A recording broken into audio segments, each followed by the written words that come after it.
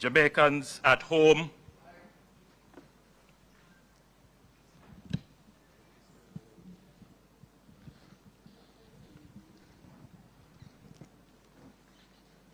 Excellencies of the Diplomatic Corps, Jamaicans at home and in the diaspora listening, watching and following on various media platforms, distinguished ladies and gentlemen in the gallery,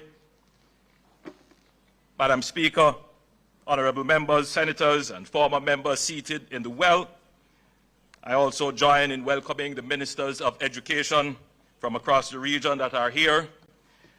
They are in Jamaica for the CXC conference, but I guess they wanted to see what all the excitement is about in the Jamaican Parliament.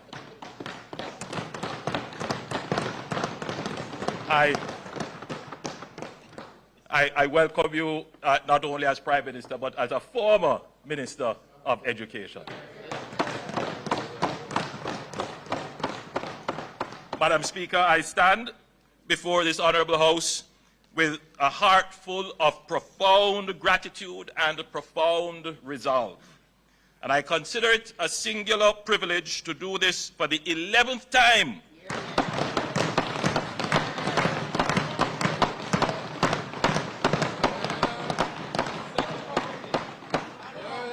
as Prime Minister for a third consecutive term.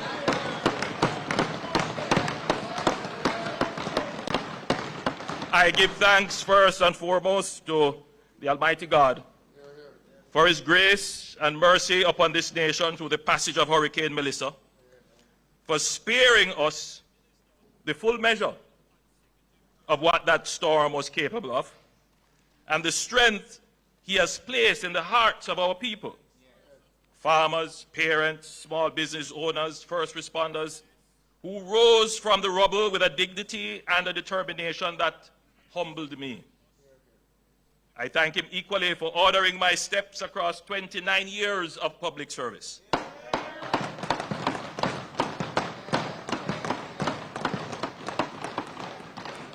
As Member of Parliament for West Central St. Andrew, Minister of Education, Leader of Government Business, Prime Minister for a few months,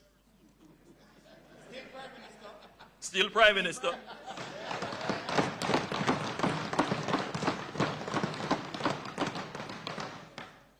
Then the people's loyal leader of the opposition. And now Prime Minister once more.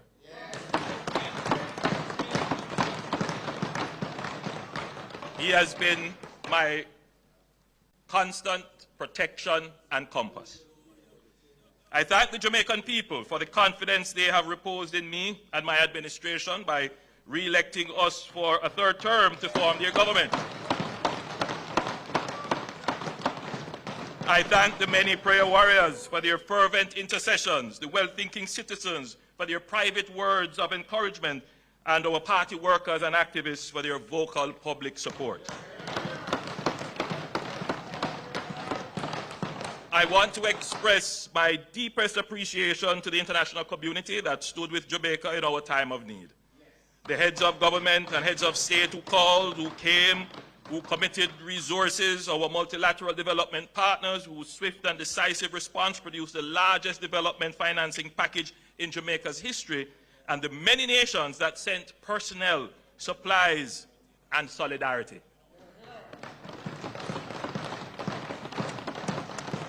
Including members of the CARICOM family who are represented here by their respective ministers of education.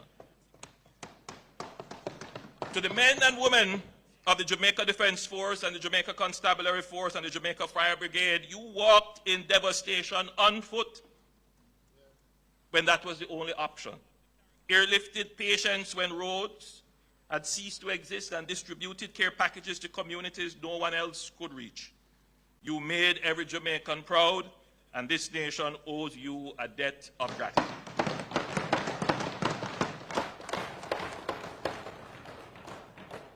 To every public servant who worked around the clock in the days and weeks following Melissa, You demonstrated public service at its finest to the Jamaican private sector, the companies, associations, and entrepreneurs who mobilized resources, opened warehouses, contributed equipment, and served their communities without being asked. You show that Jamaica's resilience lives in the spirit of our people.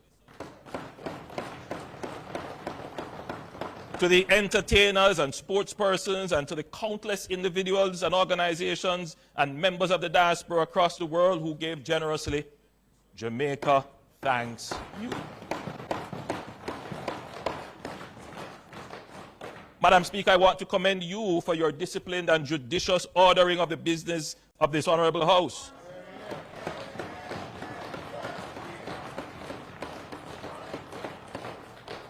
You well know the impact of public service on families.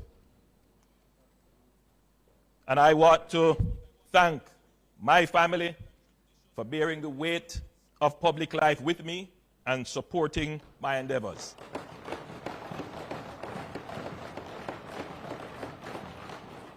To the people of West Central St. Andrew, my extended family for 29 years, you continue to trust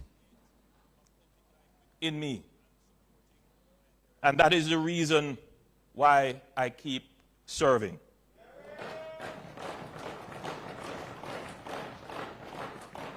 This year, there are some major projects which we will complete and on which work will commence. In a few weeks, we will complete and hand over 2 new multifamily housing solutions under the new social housing program to replace 2 dilapidated tenements. And we will begin construction of 3 additional multifamily housing solutions, including 1 in the community of Bell Rock to replace houses destroyed by fire in 2024. We will continue the development of the St. Paul's Lane community with the construction of a Golden Age home and sporting facilities. Construction will begin on parks and sporting facilities for the people of Simmons Park and the Mall Road communities. Rehabilitation and repair works are slated to begin in a few weeks for the Olympic Court housing scheme under the National Housing Scheme Rehabilitation Program. Shortly, we will open the Olympic Gardens Performing Arts Center and we will start the upgrade of the Kling Kling Oval. And I have good news for the people of Drewsland residing along the gully banks of the Sandy Gully. Repairs will begin on the collapsed sewer main and compromised retaining walls that pose a health and safety hazard to the residents. I'm certain the member from Western St. Andrew will also be pleased because it is a border area and we both share the challenge.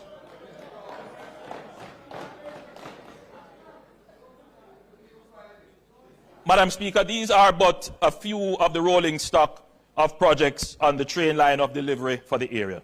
Every year we are making significant investment in the communities. Crime is down, business activity is up, the Olympic Way hip strip is vibrant. There is still significant work to be done. Nevertheless, the constituency is progressing and every year is better than the year before.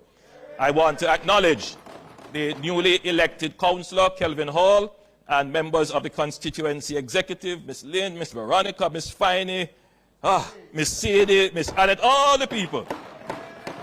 All the stalwarts, too numerous to name. I want to, Madam Speaker, I also want to acknowledge the hard-working ministers of my cabinet, the dedicated members on both sides of this honorable house who serve Jamaica with distinction every day. I want to thank my personal staff and advisors, my communications team at OPM, and the dedicated members of my security detail. Madam Speaker,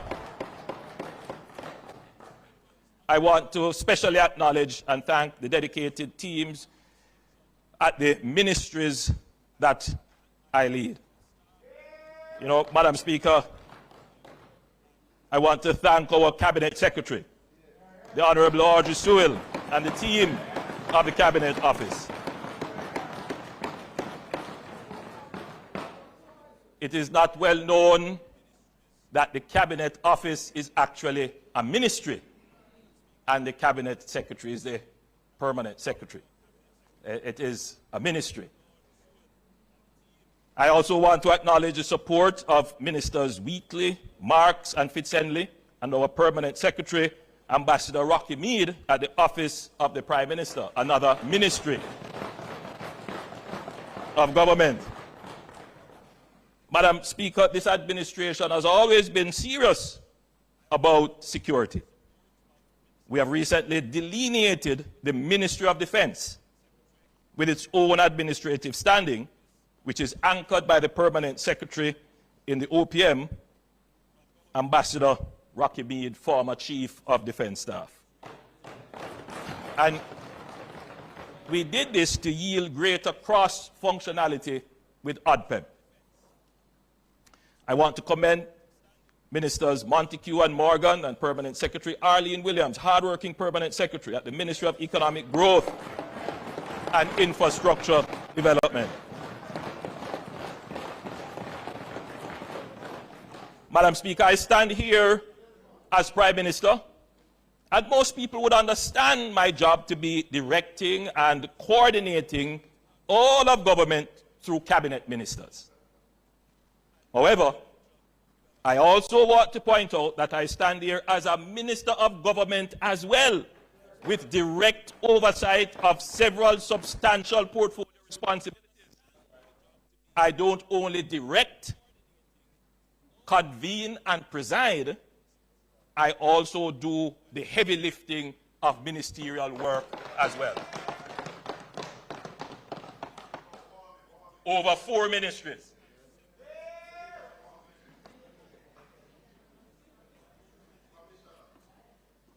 Madam Speaker,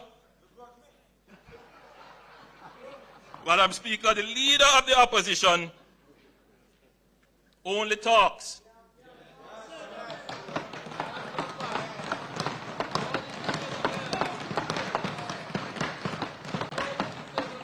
I do the job of Prime Minister, and I head 4 other ministries.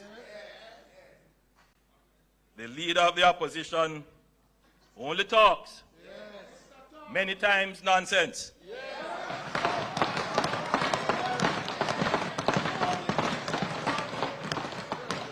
And takes home $27 million.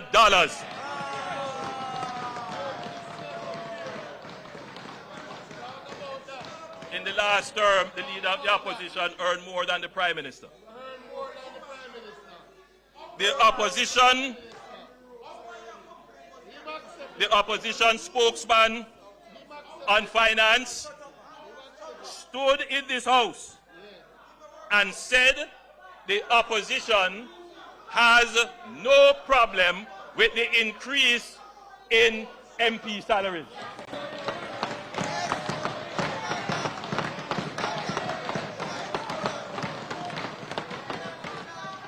A few days later, the PNP General Secretary put out a release saying they strongly object to the salary increase for cabinet ministers and members of parliament. Yet, Madam Speaker, none of them, with their self-righteous objection, declined to take their salary increase. None of them.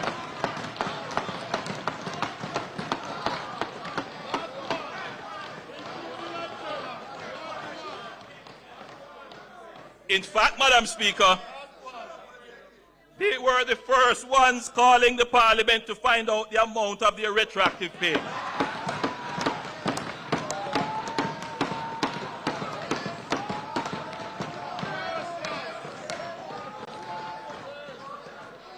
I'll share this with you, Madam Speaker. A member on that side, not to be named,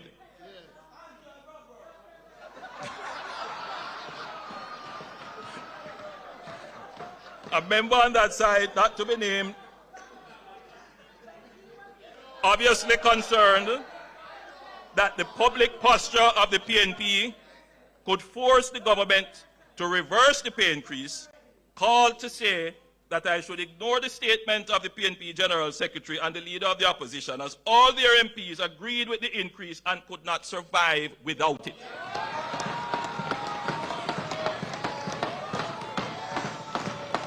You know yourself. Madam Speaker, Madam Speaker, when I took the decision to forego the pay increase, I said in a widely circulated press statement, this has broader implications for not only the current holder of the office of Prime Minister, but previous Prime Ministers or their surviving spouses, and possibly future Prime Ministers. It therefore must be considered very carefully. My current decision to forego any salary increase could easily be changed by another Prime Minister in the future, or a new mandate may give an opportunity to reconsider the Prime Minister's salary. On September 3rd, 2025, Leader of the Opposition, the people of Jamaica weighed all these matters in the political scale and gave my administration a new mandate based on the work we have done to earn their confidence.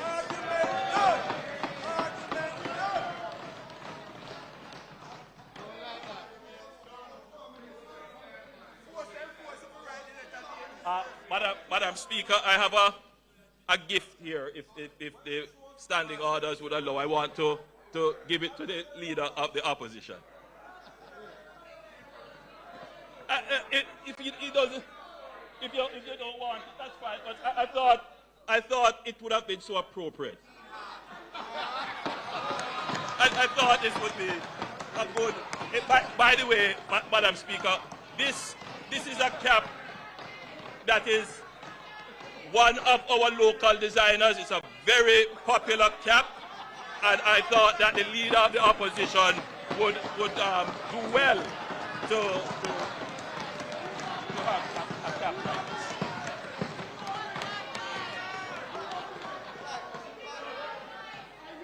Madam Speaker,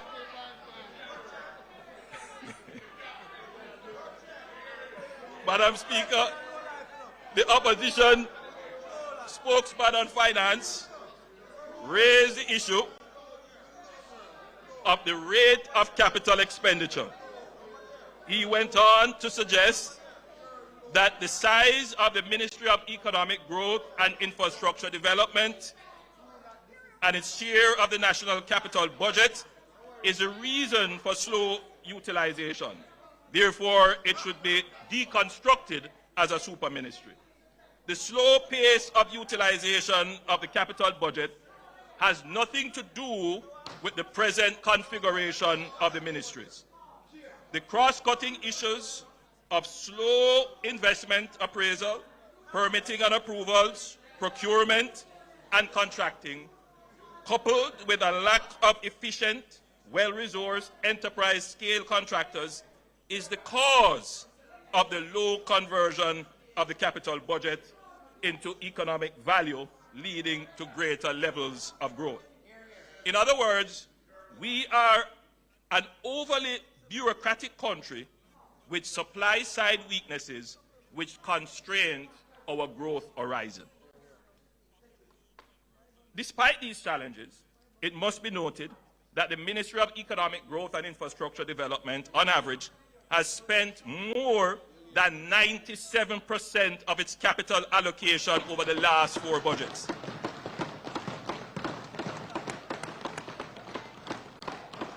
The opposition spokesman on finance would well be advised that in the 2022-2023 budget, the capital spend for the Ministry of Economic Growth and then job creation was 97.56%. In 2023-2024, it was 98.1%. In 2024-2025, it was 98.38%. And so far this year, haven't closed out as yet, we are at 95.59%. In fact, Madam Speaker, this ministry has stimulated, overseen, and supported the most sustained and robust period of infrastructure development since 1960, which in turn has resulted in the last decade being the most consistent and sustained period of quarterly growth in the last 30 years.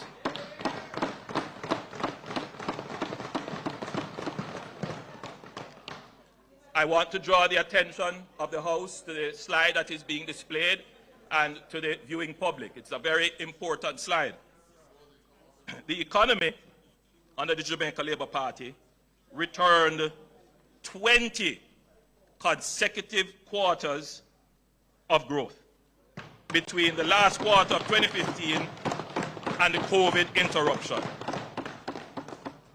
Before that, the longest quarterly stretch was 9 quarters. So there is a fundamental change in the Jamaican economy. The only time that we have not had growth would have been the COVID impact and the burial impact.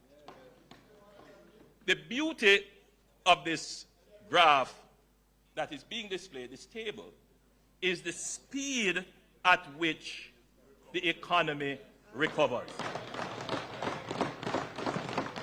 So, Madam Speaker, you know, there is something that we admit up front. This is not the growth rate that we would like to see. It's still very low. Nobody debates that. But, Madam Speaker, it is better than episodic growth. It is better than long periods of no growth. To get to growth, Madam Speaker, two things are necessary. They're not sufficient, but necessary. The first is to get to growth, Madam Speaker.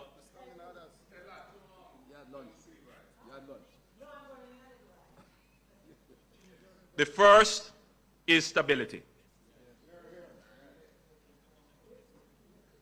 And what you are seeing here as a feature of the Jamaican economy is stability. And the reason why we have this stability, it is because of the fiscal program that the government has implemented. You know, Madam Speaker, we go back and forth debating who is the father of fiscal discipline. We already said the DNA test prove that they are not the fathers of fiscal discipline. But, Madam Speaker, there is one more child of this government for which the paternity is not in question, and it is necessary for growth, and that is resilience.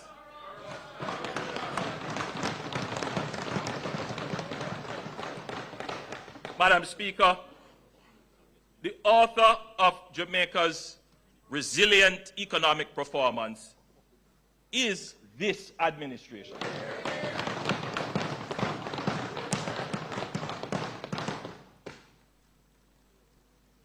The economy, as I said, Madam Speaker, gave us 20 consecutive quarters of growth between the last quarter of 2015 and the COVID interruption, and without doubt the best performance in employment generation in the history of independent Jamaica, with a most recent 3.3% unemployment rate.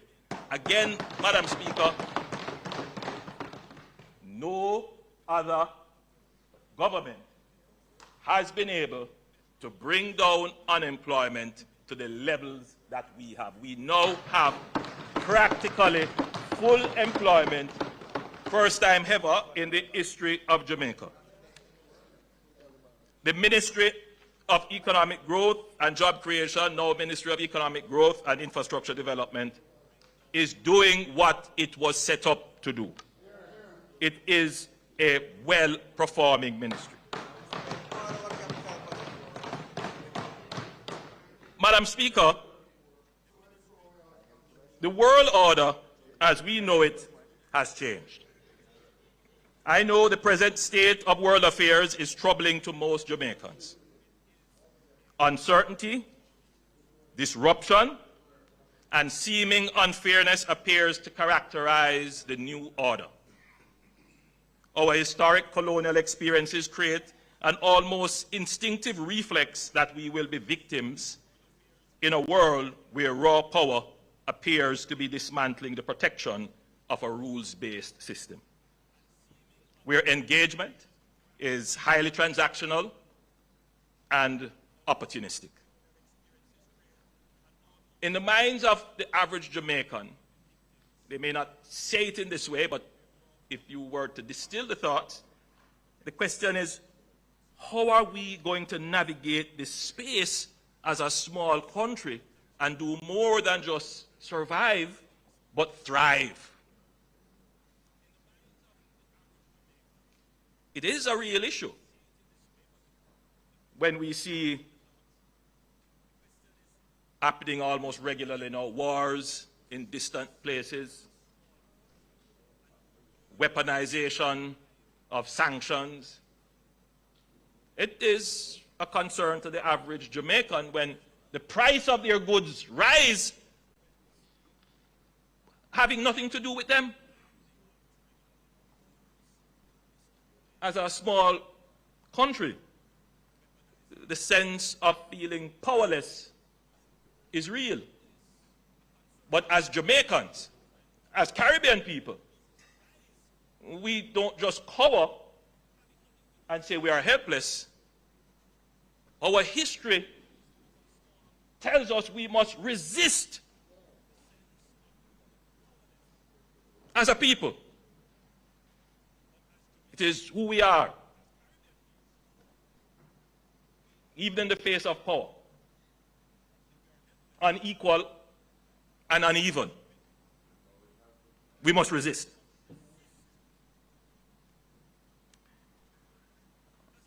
I think the first strategy, however, Madam Speaker, is that we must learn from our past.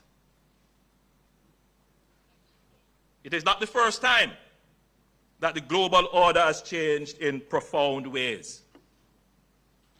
We could go back to the Napoleonic era, but we won't go that far. Let's go to the post-World War II era, 1945 to 1950, when the actual multilateral system that exists now was formed. Born out of the ashes of global conflict, it is the most decisive and extensive ordering of global affairs in modern history. The United States of America and the Allied powers constructed a global order anchored on the formation of the IMF, the World Bank, the United Nations, and the General Agreement on Tariffs on Trade, GATT, which we now call the WTO. This multilateral order drastically reduced interstate conflict and enabled unprecedented economic growth over the last 80 years. It is not perfect, but it is better than anything that existed before. Madam Speaker, while multilateral rules-based institutions were being established, two other developments were happening in parallel. Many other developments were happening, but I want to focus on just two. The first is the emergence of what is called a bipolar power structure, which we generally call, at the time when it was emerging, the Cold War. Two superpowers, the United States and the Soviet Union. Between 1947 and 1991, the world split into two completing blocks, the US-led Western Bloc and the Soviet-led Eastern Bloc, each with its own military alliances, economic systems, and ideological frameworks. The second process, Madam Speaker, was the process of decolonization. And this was accelerating. Empires could no longer afford their colonies. Resistance against colonialism internally increased, moving dozens of states to independence across the world. Asia in the 1940s through to the 1950s. Africa in the 1950s through to the 1970s. And the Caribbean in the 1960s through to the 1980s. The United Nations started in 1945 with 51 countries. Today, it has 193 countries. Newly independent states joining this new rules-based multilateral system essentially created a third bloc. And you would hear these terms being used, I certainly heard it when I was growing up, referring to this third bloc as the third world. So the new system of global order, when it emerged with two blocks, the Western bloc, the Eastern bloc, divided by a Cold War, a process of decolonization which gave states independence, creating a third bloc. Madam Speaker, the multilateral system afforded newly independent nations like Jamaica a voice and a vote. That was very important in the multilateral system. A voice and a vote. But, Madam Speaker, we had no power. We had no military power. And we had no economic power. Madam Speaker, both superpowers sought to control this third bloc, to expand their spheres of influence, secure strategic geographies, access resources and markets, and spread their culture and ideology, or simply put, to exercise hegemony. This was the context within which Jamaica started its navigation of a complex global system at its independence. At the outset, the Right Excellent Sir Alexander Bustamante, when asked about Jamaica's alignment, declared, "We are with the West." A simple yet profound framing of Jamaica's foreign policy, economic and social program, and political direction. The Jamaica Labour Party has always taken a pragmatic yet principled approach to the multilateral system and the vicissitudes of the poles of powers within it, while staunchly maintaining our independence of thought and agency to act in our best interest. The position served Jamaica well. The period between 1962 and 1972 saw political stability, the fastest pace of growth and development of the Jamaican economy, and the build-out of our institutions.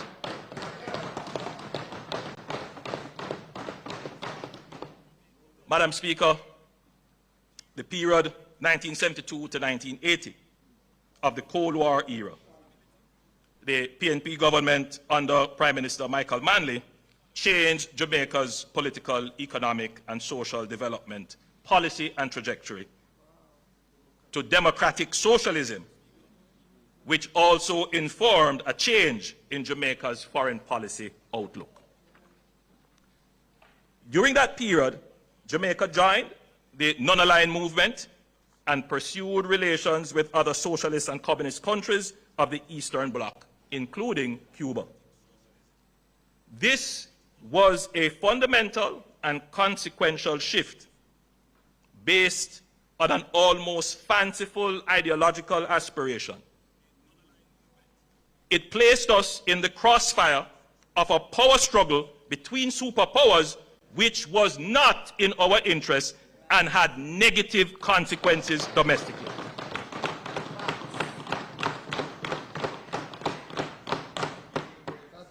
This period coincided with the collapse of the Jamaican economy, our first debt crisis, the hollowing out of the middle class, and the emergence of widespread political and gang violence. Many of the challenges we face today are anchored in that period of our history.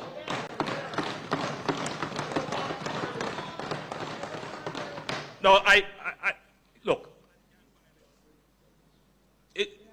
I know what I have said here is going to stir up our antsness, because people do feel very strongly about this period, but I don't think it is ventilated enough.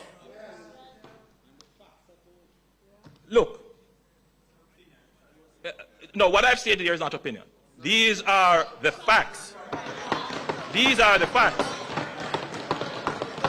If you ask me for my opinion, I will give you my opinion. Right? And my opinion is that I admire Michael Manley's intellect.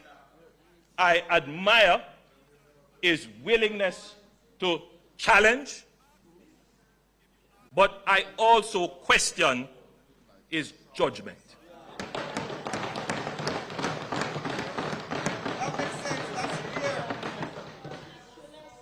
Madam Speaker, as it turned out,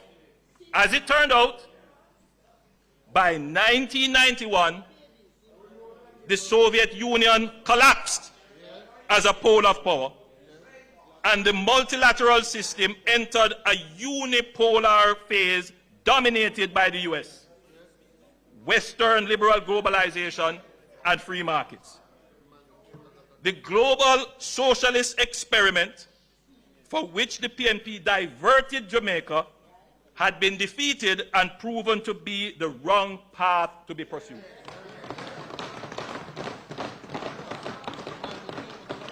Now, here are the facts.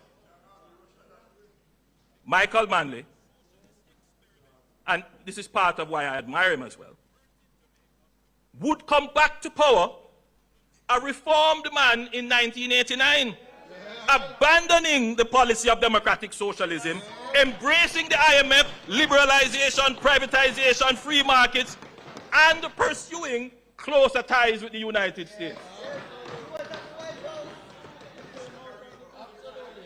And this is what the part of the history that is not reconciled.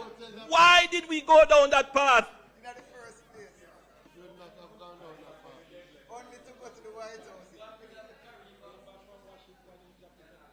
That is the question that keeps bothering me. Because it must bother every Jamaican, because had we not diverted for 10 years, even if we had changed government, but kept strategic and wise policies, Jamaica would be far better. Far better. As we have seen with countries like Singapore, facing the same challenges, but maintained a strategic and wise foreign policy.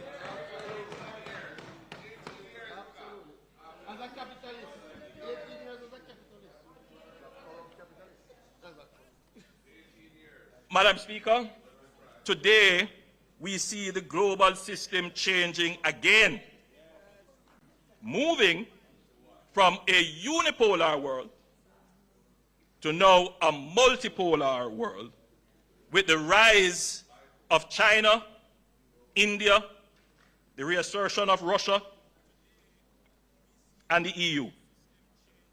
There are now more players who can exercise military, economic, technological, and normative power within the multilateral system than when it was designed 80 years ago. This means there is likely to be greater contestation within the multilateral system and less automatic consensus on issues and solutions. There is also a greater likelihood of fragmentation, which is what we are seeing now, as powers seek to advance their interests unilaterally.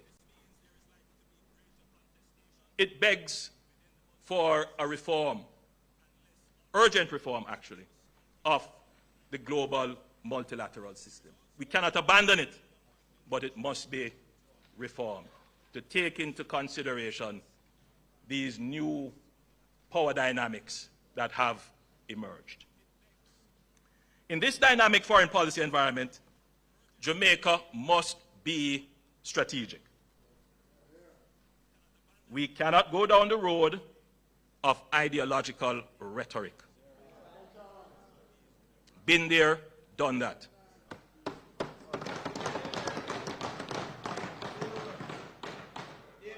Foreign policy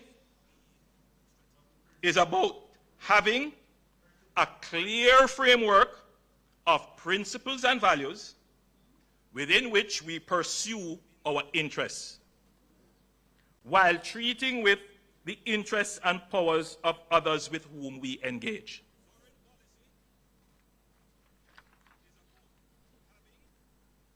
My administration has always ensured that our foreign policy serves our economic interests.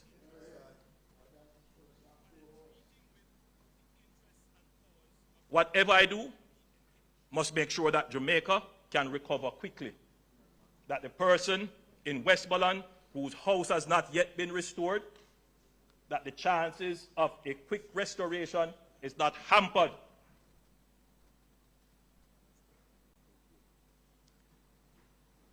And we see the benefits of our foreign policy efforts in the swift mobilization of relief and access to over $6 billion of reconstruction funds from the multilateral financial system. I don't want anybody to talk about foreign policy, because there's no other era in which Jamaica's foreign policy has delivered economic benefits for the people of Jamaica. A strong multilateral system is in Jamaica's interest, and we will always do our part to ensure it works. The essence of agency is that you act on your own will. As a responsible member of the global community, Jamaica will always take the necessary action to be compliant with all our obligations under the multilateral system. Nobody has to put sanction on us or force us, because we have agency. The country would have seen this in our actions when our actions caused us to be removed from the FATF and the AML-CTF grey list in 2024. Grey list, the way our structure and system was, it was reviewed, we ended up on the grey list. Every member of the government worked very hard, including members of the opposition, to pass the necessary legislation, make the necessary policy changes. I mean, there were those saying that these, imperialists imposing global financial things on us, make we resist it. And what? Lose access to the international banking system?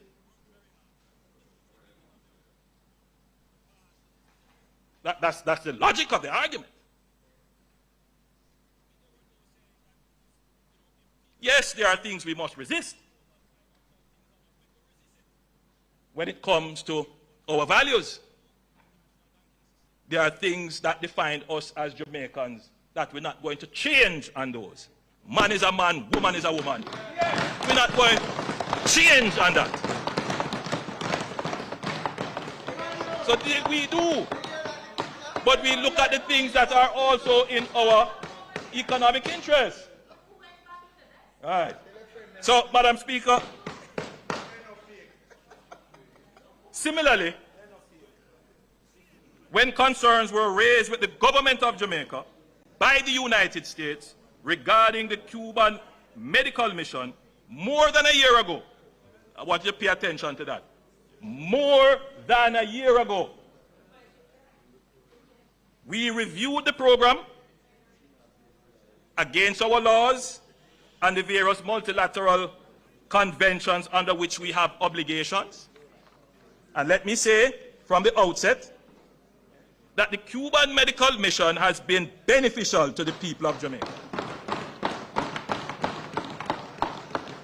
The Cuban doctors and nurses have assimilated quite well in our hospital system and have developed strong bonds with the people they serve. I can say that Jamaicans love them and want them to stay. However, There were some aspects of the program which were brought to the attention of the Cuban counterparts, our Cuban counterparts, to include how personnel were paid, that run counter to our own laws and several international conventions. We were hopeful that adjustments could be made to the program to make it compliant and that we could have reached some agreement where we could continue to have the direct services of the Cuban health professionals who are here. We continue to be hopeful that some agreement, arrangement, some changes can be made to the program. We continue to be. However, Madam Speaker, I want it to be noted and always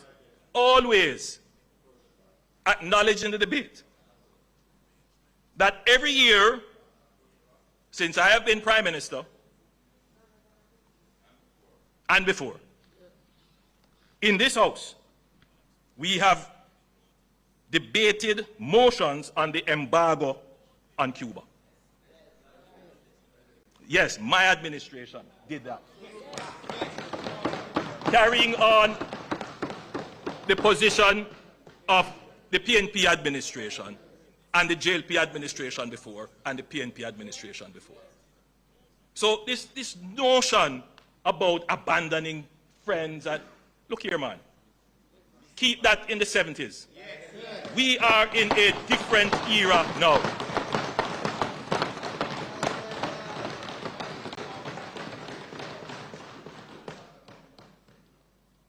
At all my speeches to the UN General Assembly, there are a few lines in there about Cuba and the embargo.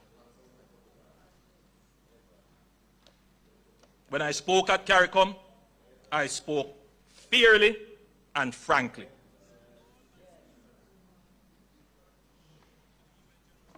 As our closest neighbor, we are concerned for the situation in Cuba. Through CARICOM, Jamaica will do its part to offer support for our brothers and sisters in Cuba. We take note of press reports that talks have opened between Cuba and the United States. This is a moment for reform and reset, and we are hopeful for a positive outcome.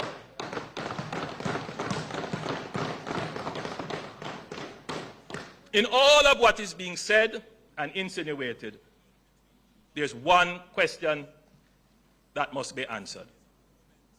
What would the PNP have done? Absolutely. Nothing different. Absolutely. You could have said. Well, we won't know. We won't know.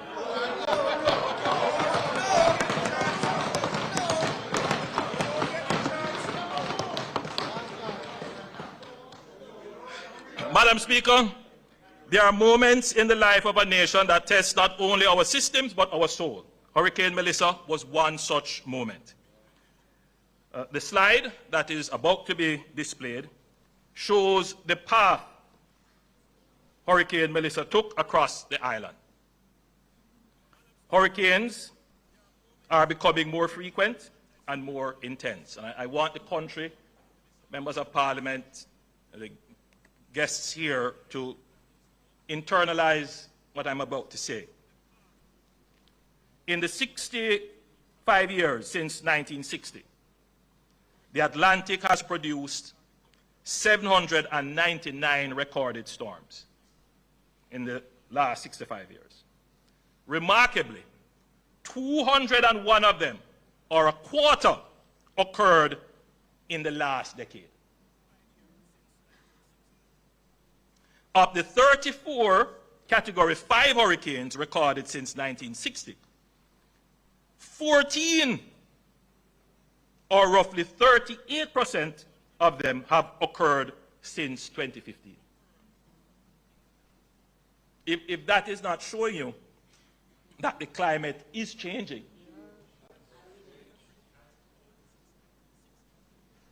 Meteorologists describe Melissa as the strongest tropical cyclone the Earth is physically capable of producing, a storm at the limits of nature's fury. When the winds finally settled and the rain relented, what greeted us in western parishes was not merely damage, it was devastation of a kind that defies description. Madam Speaker, I have seen photographs of Hiroshima, the haunting, flattened silence after the atomic bomb fell in August 1945. A city reduced in a single moment to ash. When I traveled through St. Elizabeth and Westmoreland in the days after Melissa, I understood viscerally what that kind of erasure looks like. And yet, Jamaica did not fall. We were tested at the very limits of nature's power, and we did not break. Our economy held, our institutions functioned, and our people adapted. In those same parishes, even as debris still lay heavy across the land, I met farmers already planning their next planting. I met mothers clearing the rubble with their bare hands so their children could have somewhere to sleep. I met small business owners who had lost everything but were ready to start again. In those moments, I felt something that no storm on earth can touch: the quiet, indestructible resolve of a people who have never, not once in our history, chosen to surrender. Madam Speaker, before anything else, we acknowledge with gratitude, humility, and reverence that God's hand was upon this island, and that we were spared the full measure of what Hurricane Melissa could have done. But alongside grace, Proverbs 22, verse 3 tells us that a prudent man foresees danger and takes precaution. Jamaica took precautions, not only in the hours before landfall, but in the years before the storm. Madam Speaker, when Melissa was still days away, shelters were activated, evacuation orders were issued, and emergency communications tested. The public was kept informed of the trajectory of the hurricane and precautionary measures to be taken through several public briefings and media announcements. We were as ready as this country has ever been for a hurricane.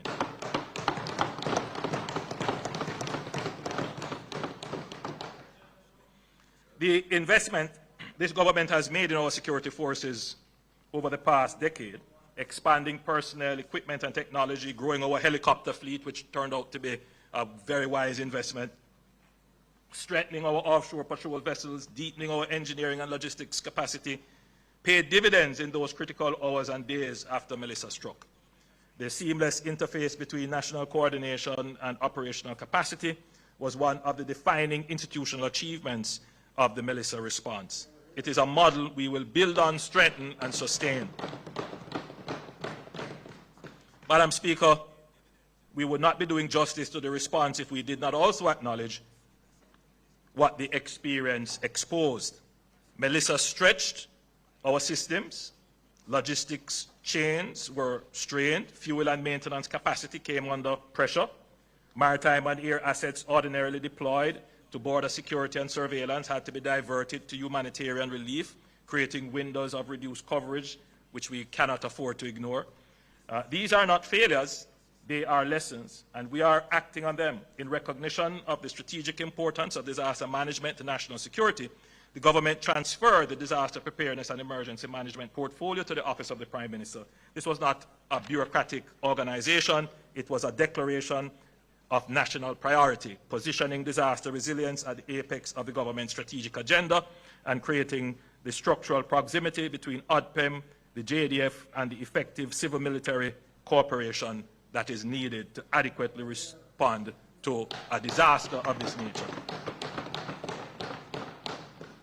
As we strengthen ODPEM, we are not seeking to contain within its walls every capability Jamaica needs to manage disasters. ODPEM's effectiveness going forward will rest on the quality of its coordination with the full ecosystem of national capability, drawing on the entities with experience in digital infrastructure, cybersecurity resilience, geospatial data mapping, and spatial analytics.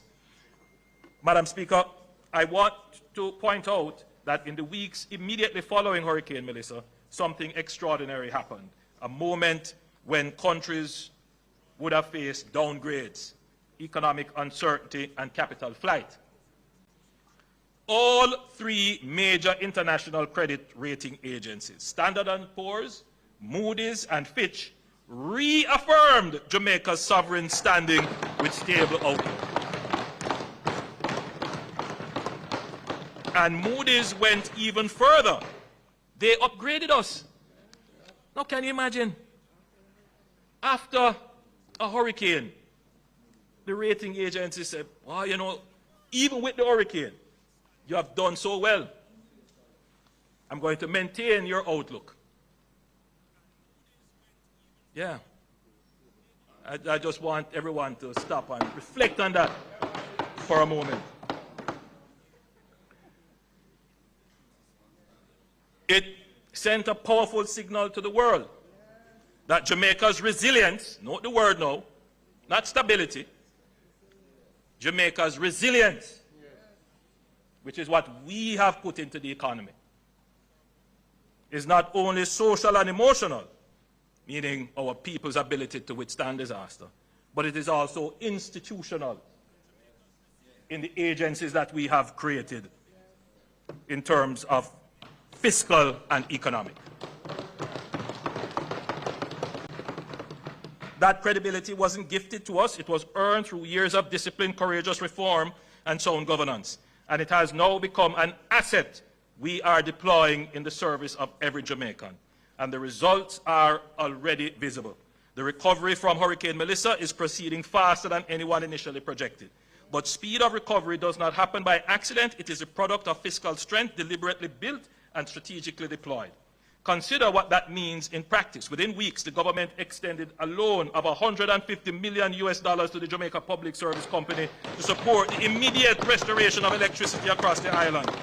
That single intervention accelerated the reconnection of communities, businesses, hospitals, and the resumption of daily rhythm of life that so many Jamaicans depend on. Today, electricity and water have been restored to approximately 99% of customers. Madam Speaker, let us be clear about what that made possible. A government that had maintained fiscal discipline, reduced its debt burden, built buffers and reserves, and earned the confidence of the international markets, wrote the check. The loan to JPS was the difference between the family sitting in the dark for 6 months and getting back electricity in 3 weeks. It's the difference between a farmer losing an entire season and getting back to work. It's the difference between despair and dignity. Our recovery has been unprecedented in its speed. Agricultural output has rebounded more quickly than anticipated. Inflation has come in below projections, enabling the Bank of Jamaica to reduce its policy interest rate to 5.5% in February 2026 and revise its projection for full economic recovery down to 3 to 2 years from the earlier 3 to 4 years that was projected. Madam Speaker, we have proven our resilience. Now is the time to claim another feature of an economy: resurgence.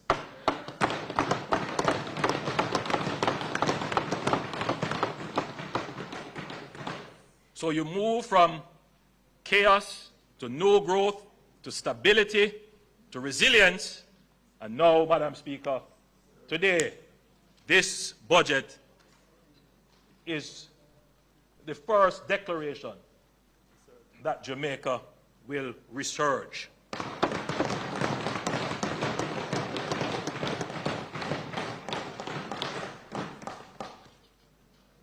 What is the difference between resilience and resurgence? Resilience is defensive. It is the capacity to absorb a blow and remain standing. Resurgence is forward-leaning. It is the decision to move with purpose, with ambition, with a vision of something greater than what existed before. We will not simply patch what is broken. We will build forward stronger, smarter, and more equitably than before. The suffering of our Western parishes will not be a footnote in our national story. It will be the catalyst for our next great chapter. For Jamaica, adversity has been a full stop. It has always, well, Madam Speaker, let me read that properly. For Jamaica, adversity has never been a full stop. Has never been a full stop. It has always been just a comma, a brief pause before we rise again. We have endured, now we will build together. Madam Speaker, this government is leveraging our national resilience and international confidence in order to translate it into a platform for accelerated national development. Through close engagement with our multilateral partners, including the IMF, the World Bank, the Inter-American Development Bank, CAF, and the Caribbean Development Bank, Jamaica secured US $6.7 billion in terms of a financial package within weeks of the hurricane. This is the largest and fastest mobilization of development financing in Jamaica's history, and it was made possible not by the hurricane, but by everything Jamaica had built before it. Madam Speaker, the discipline of yesterday is funding the resurgence of tomorrow.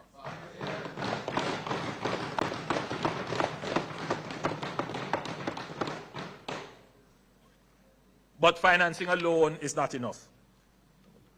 We must, as a country, confront an uncomfortable reality.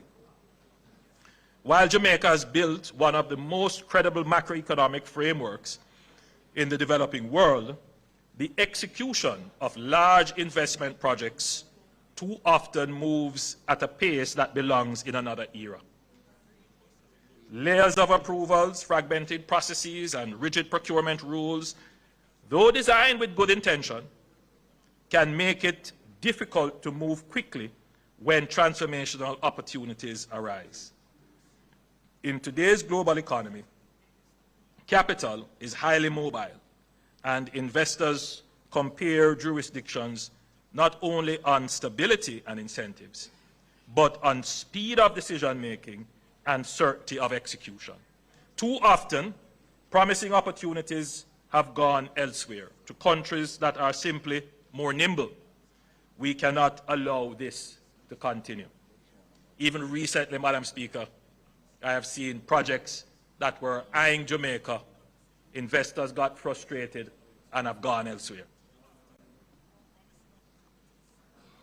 We are advancing two powerful and complementary reforms. One focused on how we build infrastructure and the other on how we attract and accelerate transformational private investments.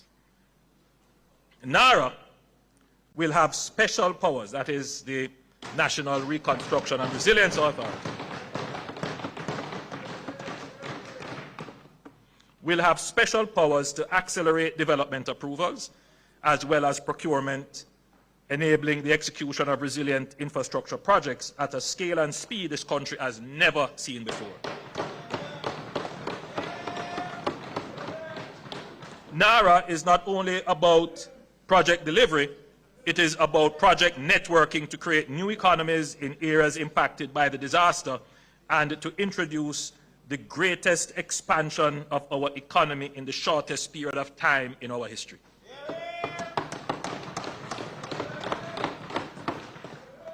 Madam Speaker, NARA will turn a crisis into an opportunity for Jamaica.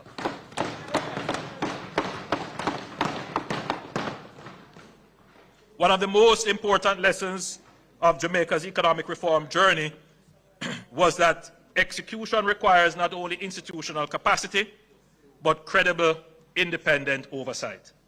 The Economic Program Oversight Committee, EPOC, became internationally recognized as a model of transparent, civil society-led accountability that gave Jamaicans and international partners confidence that the fiscal program was being implemented as agreed. We will use a similar model for NARA called JAMROC, that is Jamaica Reconstruction and Resilience Oversight Committee. And I'm pleased to announce that JAMROC will be chaired by Professor Peter Blair Henry, a son of Jamaica, who is currently a senior fellow at Stanford University's Hoover Institution. He is a vice chair of the National Bureau of Economic Research. And I hear somebody say an academic, but listen to this part of it. A member of the boards of Citigroup and Nike, who has risen to the very pinnacle of international economics and public policy, and who brings back to this country a lifetime of intellectual and practical achievements and a personal commitment to Jamaica's development that has never wavered. The search for NARA's chief executive officer is also well advanced, following an open advertisement, both locally and internationally. 5 candidates have been shortlisted, and we are going through the interview and evaluation process. Madam Speaker, a complementary reform to NARA addresses the investment attraction problem. We will introduce a new framework called FAST Jamaica, the Facilitated Acceleration of Strategic Transformation. This will be part of our national growth inducement strategy through investment. FAST Jamaica will establish a dedicated pathway to fast-track strategic priority investment projects critical to Jamaica's economic transformation, particularly those with an investment value of US $150 million or more that can commence implementation within a year and could be integrated into the NARA network of projects.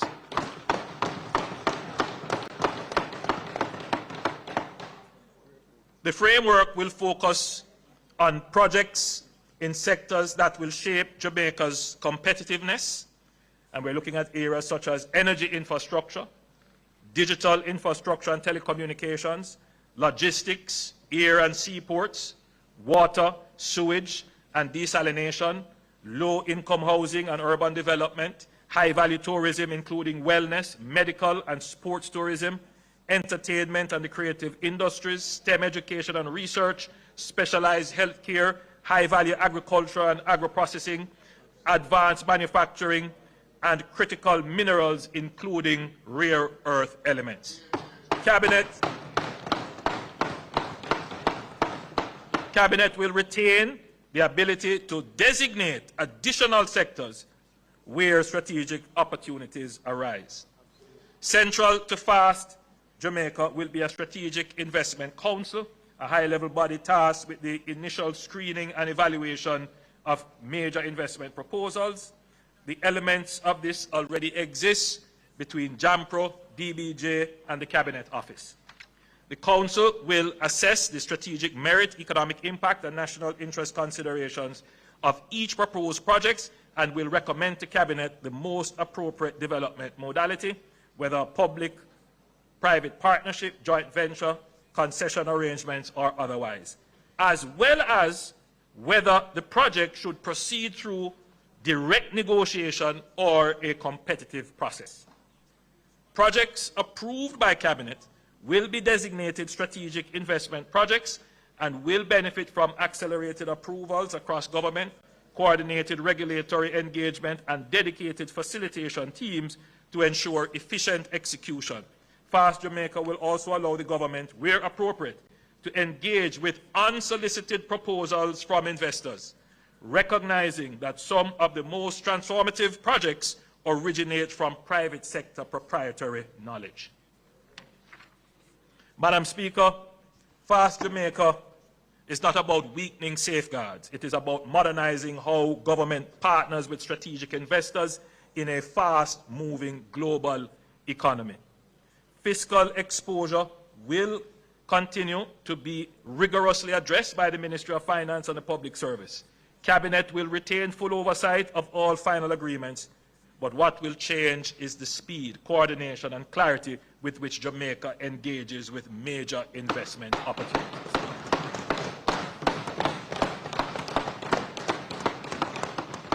Together, these reforms represent a fundamental shift in Jamaica's execution architecture. They answer the question that has haunted this nation for too long.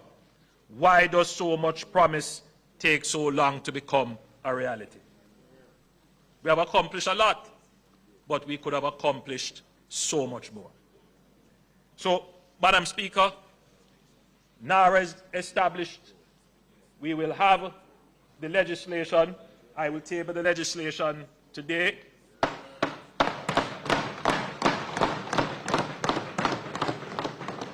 We have interviewed 5 shortlisted persons to become the Chief Executive Officer. We will make a determination shortly. We have selected someone to head the oversight body, and we will have conversations with members of civil society, the opposition, and other interest groups to fill out that body. So NARA is established. The purpose of NARA is to take all the projects that we have had in development, or some of them in File 13, and all the new projects, and coordinate their implementation. It will work directly with the projects that the government is leading. But that is not going to be enough. We need to crowd in the private sector, and that is why we have FAST working in complement with NARA. And a typical way in which this will work, Madam Speaker, when I go to show you all the projects that NARA will likely do, you will see that there are great opportunities for the private sector to come in. Every highway that we put in opens up lands for housing, low-income housing, for tourism, for agriculture, for manufacturing. Madam Speaker, NARA's first and most consequential mandate will be to prepare a comprehensive project and economic plan to deliver within the next 4 years. And when we say deliver, we mean complete within the next 4 years. Today, I lay out a transformative vision for Jamaica by highlighting several national projects across the length and breadth of the country. Many of these projects are not new. They have appeared in development plans, consultancy report, policy discussions for years, in some cases for decades. This vision was never the problem.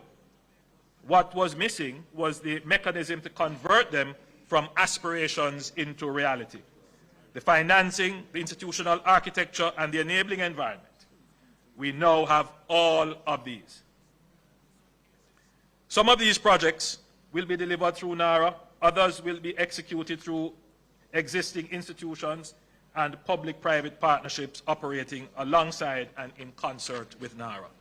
What unites them all is a single coherent national vision. A Jamaica rebuilt stronger, planned smarter, connected more efficiently, and distributed more equitably. Where every region of this island is a functioning engine of growth, and where the resurgence we are claiming is visible, tangible, and felt in the daily lives of every Jamaican. I will highlight a few of these projects starting in the southwest. Black River. Madam Speaker, I want to start in Black River, because Black River tells a story that is larger than one town. It is the story of the existential vulnerability of low-lying coastal communities to the intensifying force of climate change. Black River is one of Jamaica's oldest and most storied towns.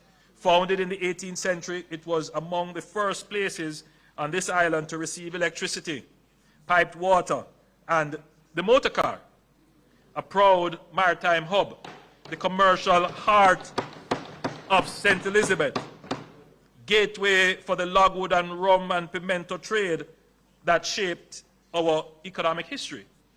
The Georgian wooden houses along the waterfront, the masonry, mercantile buildings, the civic structures by the sea, all spoke to a town of character, history, and dignity.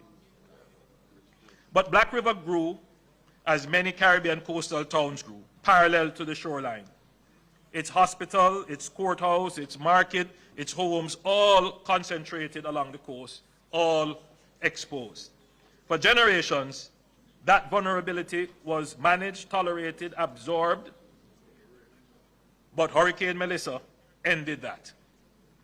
Storm surges of 8 to 14 feet tore along the Crane Road corridor.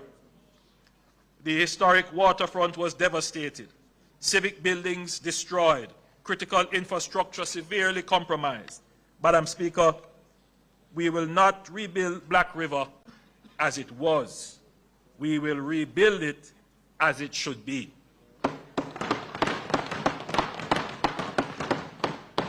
And in so doing, create something this town has never possessed in its 300 years of history: a real planned, consolidated urban core. The Urban Development Corporation, working with our development partners, is advancing a climate-resilient redevelopment plan that separates what belongs inland from what belongs on the coast. The heart of the plan is the new urban center, to be developed inland, safely above storm surge and projected sea level rise. And you can see a representation of where that urban center is going to be and what it, well, that's the waterfront, but what it could look like. So this is where Black River's essential public functions, its hospital, courthouses, municipal offices, police station, tax office, schools, market, and transport hub will be consolidated into a planned, workable, flood-safe precinct for the first time. It will have a proper town square, a civic park. The buildings will be designed to withstand Category 5 wind loads, built on elevated platforms above projected sea level rise scenarios with utility corridors, drainage infrastructure, and emergency redundancy. The historic waterfront will be protected by a layer of coastal defense systems, submerged offshore breakwaters to dissipate wave energy before it reaches shore, a concrete seawall integrated with a continuous public boardwalk, and engineered revetments along the most vulnerable stretches of coastline. The waterfront will become what it always had the potential to be: a vibrant public amenity, an entertainment and tourism corridor, a place where boutique hotels and restaurants and cultural experiences make this stretch of Jamaica South Coast a genuine destination. So the same questions that Melissa forced on Black River must now be confronted everywhere, and the answers must be guided by the same logic, applied consistently, deliberately, and at national scale. That logic can be distilled into 4 foundational principles that will guide how we plan, build, and invest going forward. The first principle is strategic spatial planning and risk-informed development. What happened in Black River happened because for decades, development decisions were made without regard to hazard mapping, flood risk, or climate projections. That must now change. Critical national infrastructure must progressively be relocated away from high-risk coastal zones. Hospitals, schools, utilities, highways, and logistic facilities must be positioned with full regard to storm surge, flooding, and sea level rise. Where we build is as important as what we build. The second principle is building redundancy in distributed systems across critical infrastructure. Black River's civic core was concentrated in one exposed corridor. And when Melissa struck, a single surge compromised everything simultaneously. That is not resilience, that is fragility.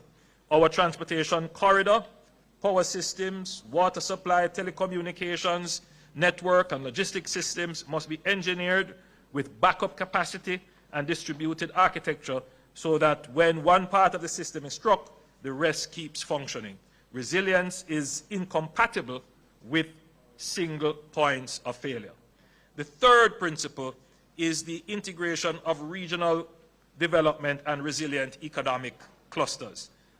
The Black River Plan does not end at the town's boundary.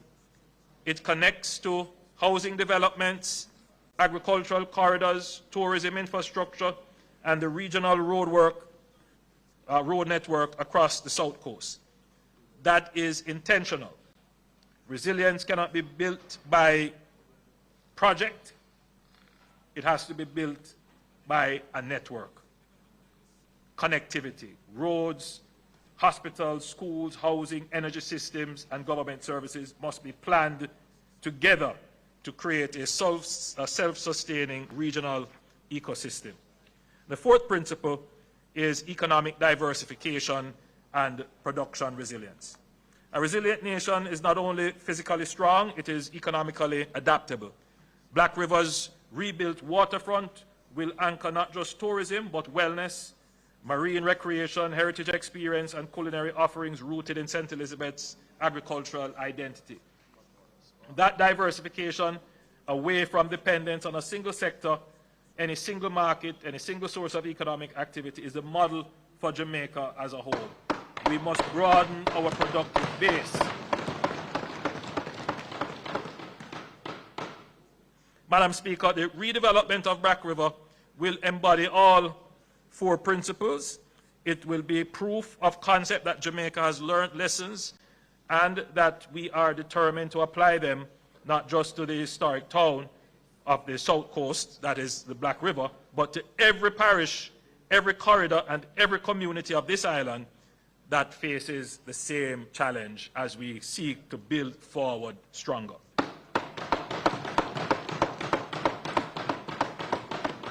Now, Madam Speaker, I know the people of Black River are anxious. Your MP, I mean, I could only describe it as anxiety. He's also anxious. Particularly persons who own property in proximity to the coast that sustained damage. There's a certain level of uncertainty. They're not sure whether or not they should rebuild, restart. Many of them have reached out to say, Prime Minister, I don't want to restart. In fact, there are several who have said, you know, I was even contemplating coming out of business. Melissa's hastened the decision, but they want some indication so that they can figure out how to plan. And we hear on our side the magnitude and scale of what we are planning to do can't be rushed. We can't make wrong decisions. So we have to think these things out carefully, put in place the systems and the structure. So today I would have laid out for you the NARA, which will manage it, the legal framework under which it is going to be managed. So we are well there. So I would say to the people of Black River, we have identified suitable lands to support a structured program of relocation and reconstruction for housing and business.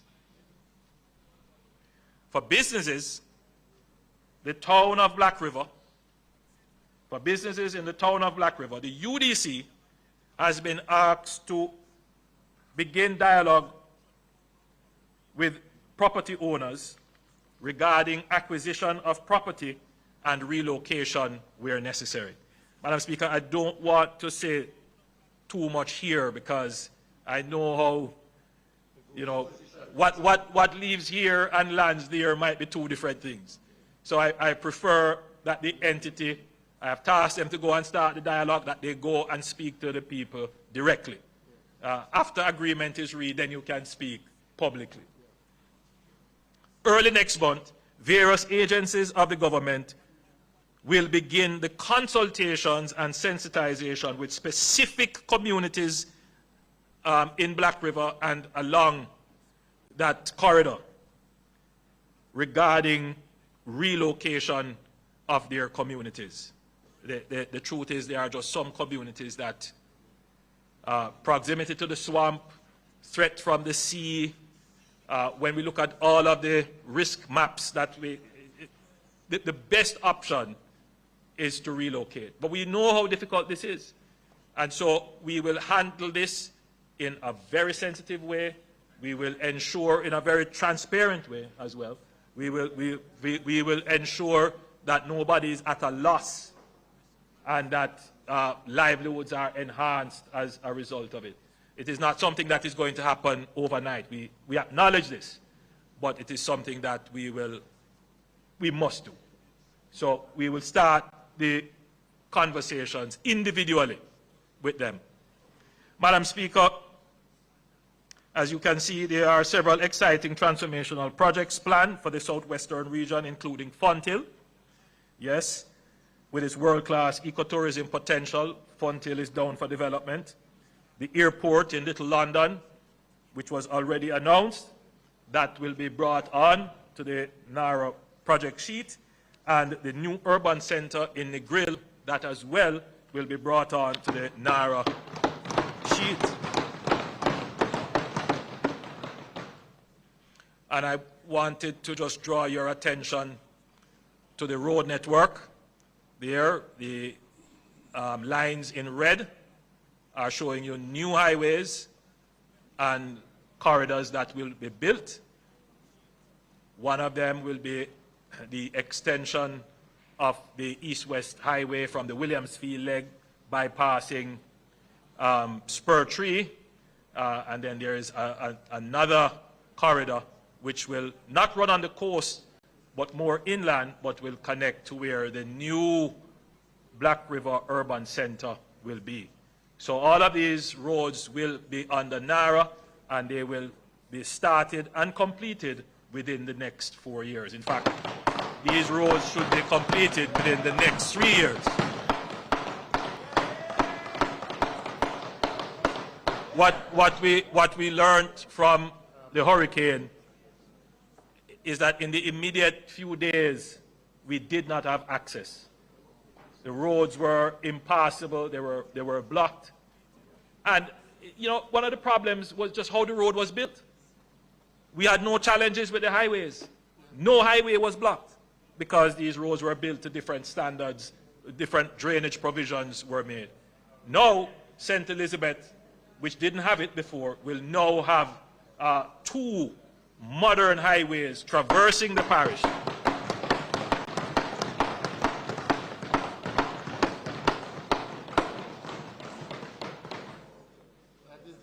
Madam Speaker, I now turn to the northwest end of the island. Relax, the man.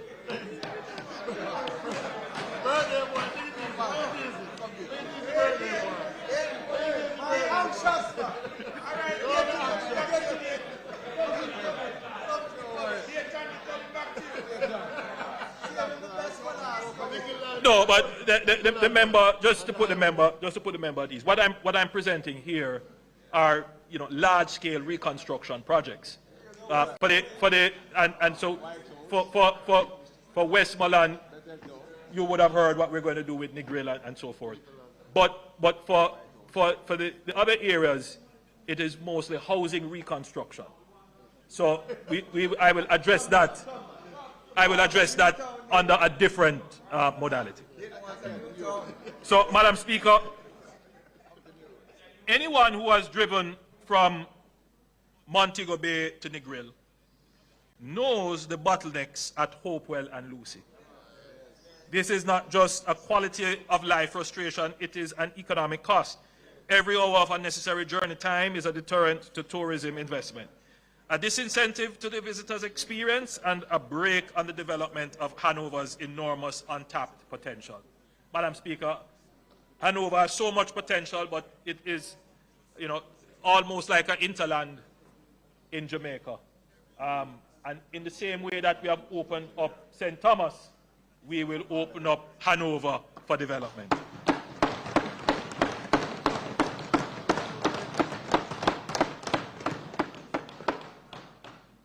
The government will advance the Hopewell and Lucy bypass, running through a connection point on the Long Hill bypass, which is already under construction. In St. James, traversing westward with Link Road serving both Hopewell and Lucy before terminating on the westward side of Lucy. The alignment will run approximately 3 kilometers south of the existing coastal road. This will unlock the entire waterfront stretch between Montego Bay and Negril as prime resort lands.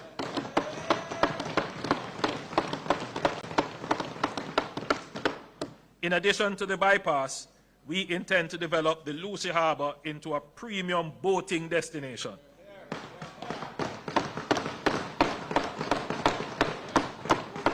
Sheltered from the prevailing winds, with deep natural water and proximity to emerging resorts on that belt between Montego Bay and Negril, Lucy Harbour has every natural attribute required to become a premium boating destination. So on the NARA, this is something that we will do to create the economic incentive, but this is a perfect project for private sector. And so NARA will stimulate, facilitate, coordinate, but more than that, get it done quickly.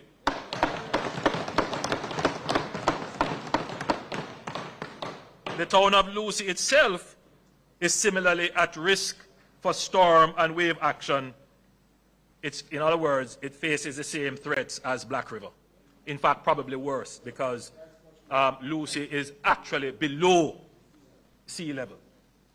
So I wish to indicate here that consideration is being given to the eventual construction of a new town center for Lucy when the bypass that we have spoken about is complete.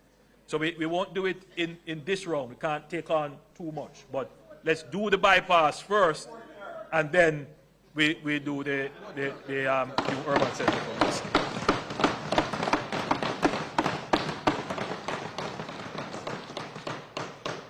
Madam Speaker, I want to talk about St. James, Montego Bay in particular. Recently, I was written to by one of the tourism interests in Montego Bay, expressing real concern about the state of the town, how it looks, the collection of garbage, the public facilities that are there, and there is a real concern raised, and I want the tourism community to know that the government hears your cry. We're not just sensitive to it, we're working to have it addressed. One of the big issues which I know is a challenge is the collection of municipal waste, the collection of garbage.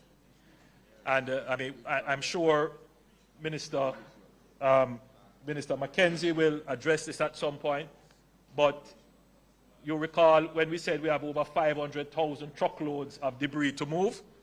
We have made a dent on it, but it has been at the expense of the diversion of the limited stock of equipment that we have from the municipal operations into the debris management operations. I think very shortly we will have to bring the debris management to either a pause or an end so that we can refocus on the municipal issues. So I want to indicate to the people of St. James, yes, we hear you, and we are going to address this problem in short order.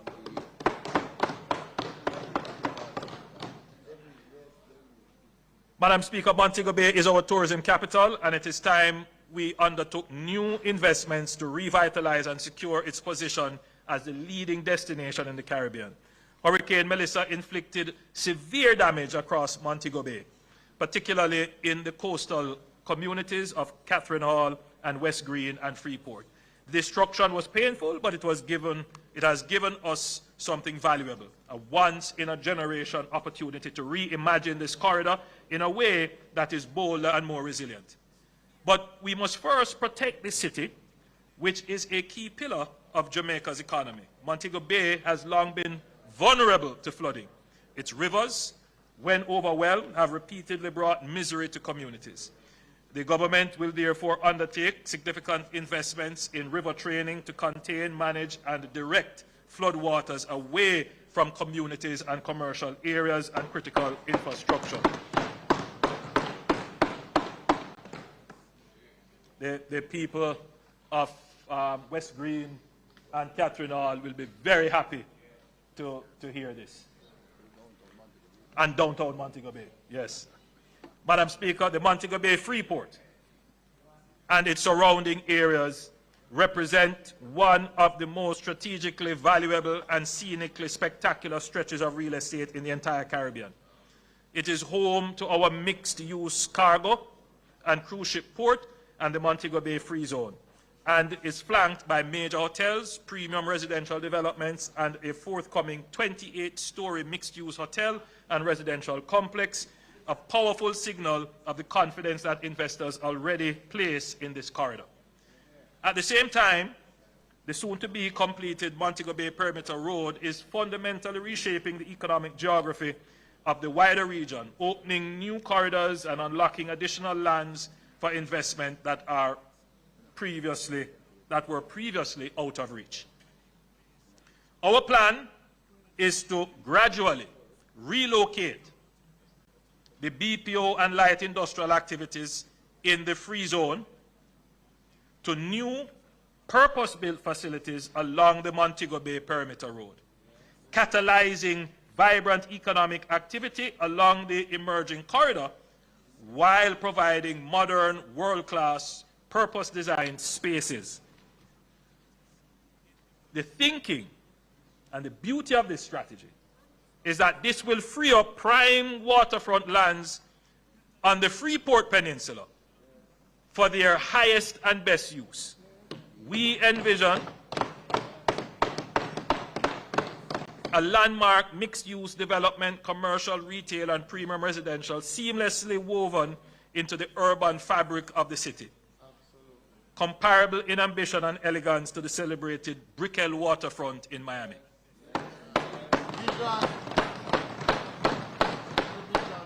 And at the heart of this vision will be a performing arts theater. It always is a puzzle to me. Every hotel has to have their own entertainment package. You know, we could invest in developing real premium entertainment if we had a proper performing arts center. You know, we could even invite Broadway to come and have plays there that the tourists could, instead of having to be stuck in the all-inclusives, they have somewhere to go. Locals can have somewhere to go. So the thinking, and you know, one thing with this government, we apply strategic thinking to everything. Everything. So, you know, when the Freeport was developed along the coast, very important that it was actually coastal, so that because it's close to the port as well, because the idea was like manufacturing, you get on a ship and you go. But things have kind of changed a little bit, because most of what the work that the free zone is doing has nothing to do with shipping. We ship it via email. In other words, the Freeport is now doing digital services, BPOs. They don't need to occupy valuable premium portland. So where they need to be is actually beside efficient public transportation. So people can get to work easily. Right now it's chaos to get into the Freeport.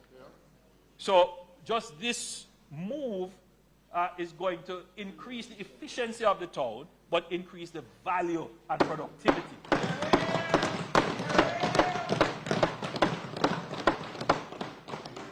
And redirect traffic from outside of the town to allow Montego Bay to be able to breathe.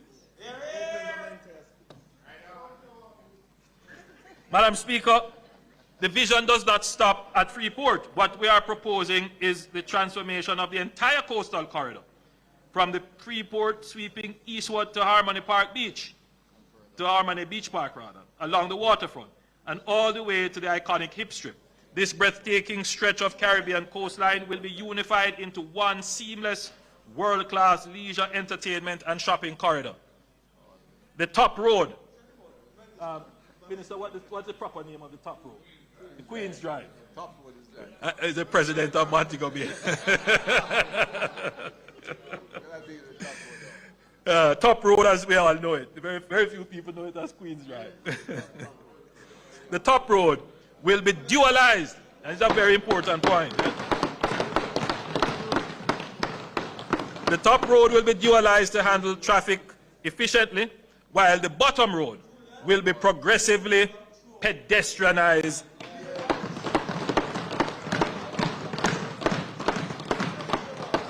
as well as the Hip Strip itself. The result will be a walkable waterfront of rare beauty and vitality connecting the cruise ship port to all the way to Harmony Beach Park and Doctor's Cave Beach, and every restaurant, bar, gallery, and shop along the Hip Strip. It's always a disappointment, you know. We have a all-inclusive culture. We call it the all-inclusive. But really, if you think about it, it's really all-exclusive. Right? If it were truly all-inclusive, you would come to your hotel and you would be able to walk outside, you know, go on the strip, go to the market, sit down in a restaurant. You would be able to move around the city. And that's what we, when we talk about transforming tourism, that's what we really have to do. Right? We have to do that. So we're going to use the opportunity of Hurricane Melissa to just deal with these matters once and for all. NARA will deal with them once and for all. Madam Speaker, we are also examining ways to enhance the elegant corridor between Sangster International Airport and the Montego Bay Convention Center. You know, it's called the elegant corridor. I must tell you, it still has some elegance to it, but it needs a refresh. Yes, it needs a refresh. So we're going to be examining ways to do that. One of the big challenges with the elegant corridor, the Minister of Tourism will tell you, and I'm saying this for the hearing of those persons who operate hotels along the corridor, is the noise pollution. Yes. You see, Madam Speaker, when the North Coast Highway was being developed, that section was technically supposed to be a boulevard. Right? So, you know, in designing cities and towns, you know, streets lead on to boulevards. So streets empty traffic onto boulevards, and boulevards carry them onto highways. But what has happened is that this road is neither a boulevard or street, or it is playing all these roles. And it is carrying heavy traffic like a highway, but people have to exit to go into the hotels or go into the business places. Worst of all, and what really sometimes I'm very distressed when I see it, the hop, skip, and jump of workers trying to move across the road to get to the hotel. It doesn't make sense. So that entire elegant corridor has to be redefined and re-engineered to deal with soundproofing by building natural sound barriers, grade separation and tunneling so that you can move across, and building, because there is enough space in several areas to also build a kind of local road that connects all the hotels. Then you go under or over and you're onto golf course or wherever, to really make the tourism product more seamless and of greater value and greater attractiveness.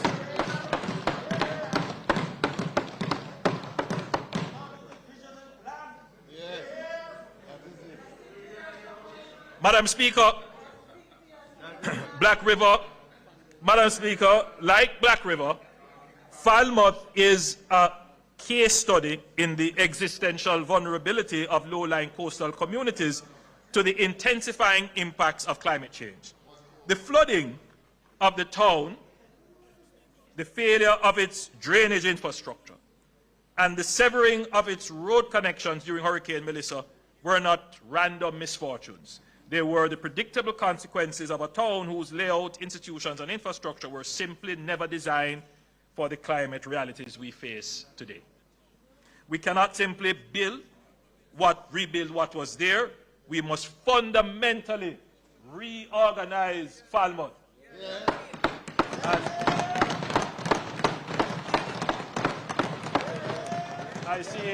I see, Madam Speaker, big smile on the Member of Parliament for North Trelawney, who, unlike most MPs, she actually lives in her constituency and lives in the town of Falmouth. All right, member from Southwest St. Catherine. The drag line, who else lives in their constituency? Good. Good, Rose, good. The drag line, which is the critical drainage canal running east to west through the town, provides a natural organizing boundary. It is both the town's most important piece of infrastructure, and as Melissa demonstrated, it is the most neglected. Major infrastructure works will be undertaken to clean it and progressively modernize it into a functional water feature that both protects the town and enhances the remarkable Georgian character. Again, this will be a project on an hour.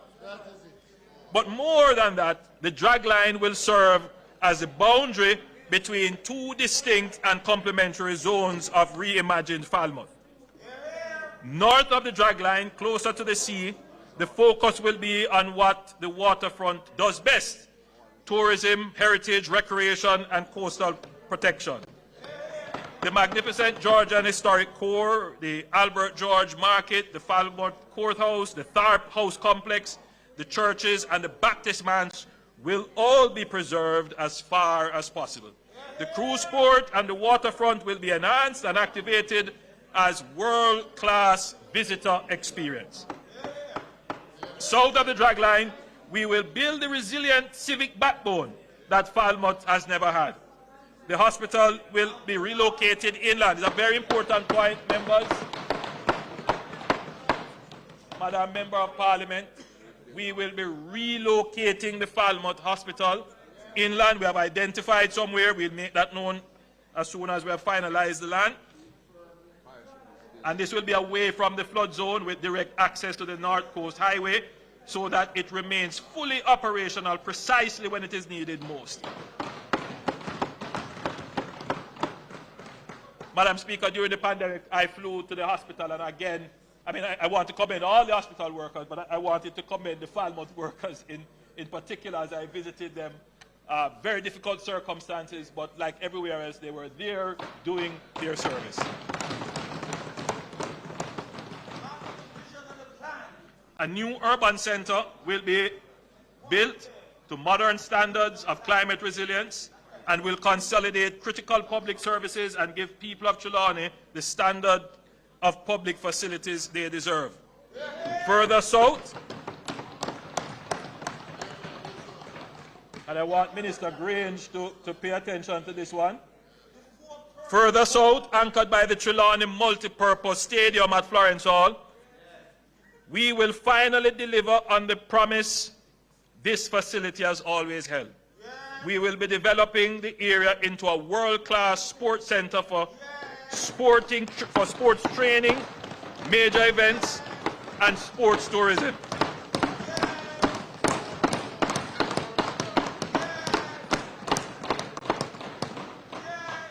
While building around it vibrant housing and a commercial nucleus that brings permanent economic life to this corridor. Madam Speaker, we have had several proposals come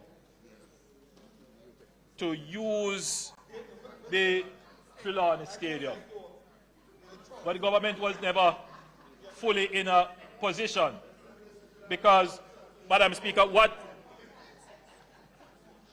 to convert this into a sports tourism entity would require not just the facility. We would have to put in place infrastructure, water, proximity to working and resilient health facilities, proper housing, all the things that would be required to make such a facility work. So we were never in a position then to do it. But today, Madam Speaker, we are bringing all the infrastructure. We are bringing all the infrastructure together. So this can actually now become a center of economic activity in sports.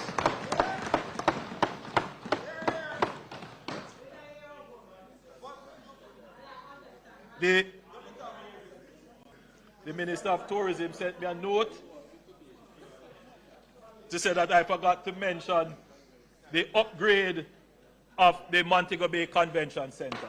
Yes, under these projects, the Montego Bay Convention Center will be upgraded in addition to the re-engineering of the elegant corridor. Madam Speaker, I now move to the northeastern section of the island.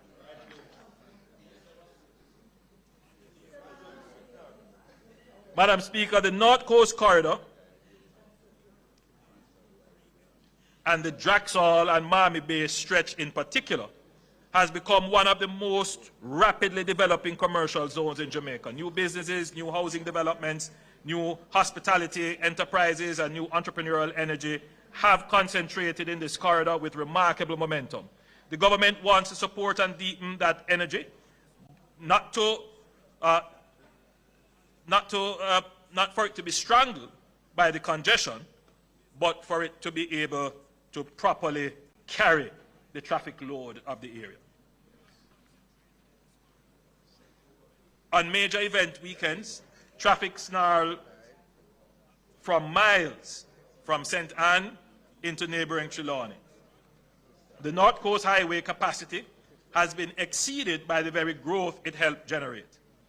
And attempting to upgrade a heavily used roadway while traffic is still flowing through it, as we learned from the South Coast Highway Improvement Project, causes disruption and dislocation that simply cannot be absorbed by communities and businesses that depend on the corridor for their livelihoods.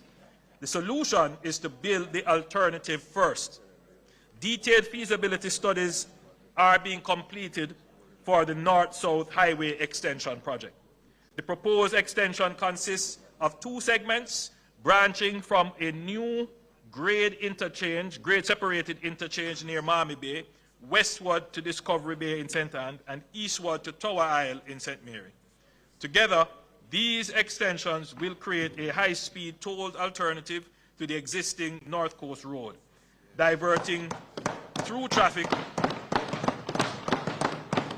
away from the congested commercial corridor, reducing journey times dramatically and unlocking the tourism and investment potential of the wider North Coast and St. Mary to the western parishes.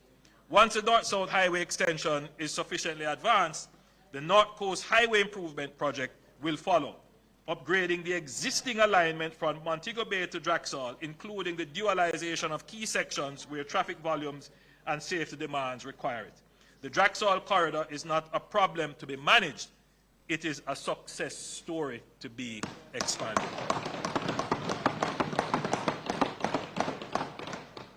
With this investment, we give it the infrastructure it deserves, and we unlock the next chapter of growth along Jamaica's most visited coastline. Madam Speaker, I now turn to the eastern end of the island, Port Antonio. Port Antonio is unlike anywhere else in Jamaica. It is the birthplace of Caribbean tourism, the town that first showed the world what Jamaica could be, drawing Hollywood legends, royalty, and the world's most discerning travelers to its twin harbors and extraordinary natural setting. It deserves a future worthy of that legacy.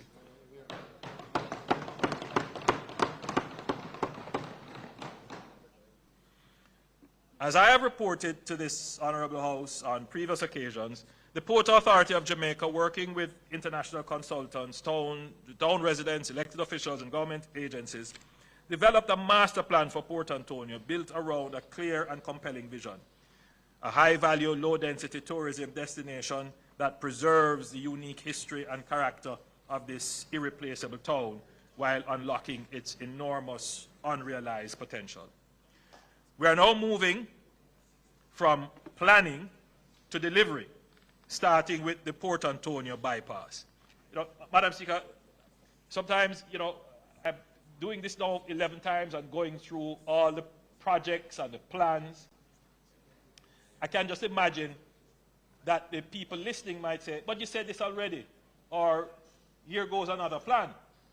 But the beautiful thing is that having seen these plans from conception to inception, it is just an amazing feeling. So I recall when we were doing the discussions about how are we going to develop this beautiful asset of Port Antonio. And we recall that when the sewer lines were being put in, I believe by the opposition at the time was the government, the chaos it created in the town. Well, yes, we got the money, but they implemented. Right. So, but it was chaos in the town, just to put in the sewer lines. And so the thought was, if we can't do any further development in the town, because the development itself may kill the town. So what we have to do first is to do the bypass. We have to create an alternative so that traffic can flow whilst we do, because of the significant development. So we announced the project, and Madam Speaker,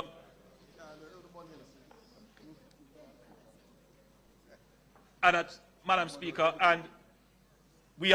I'm now pleased to say that the project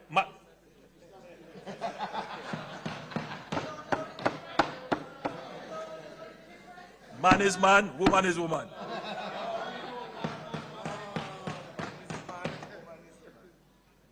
Mr. Speaker, I'm pleased to say that this project has started.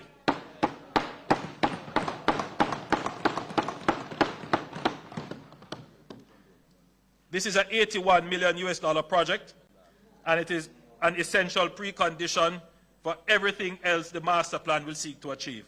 This 18-kilometer corridor will be delivered in 2 phases.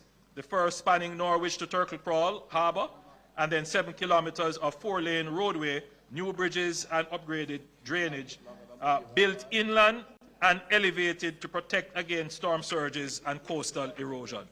By diverting through traffic away from the historic town centre, the bypass will give Port Antonio the space it needs to become the premium destination the master plan envisions. Beyond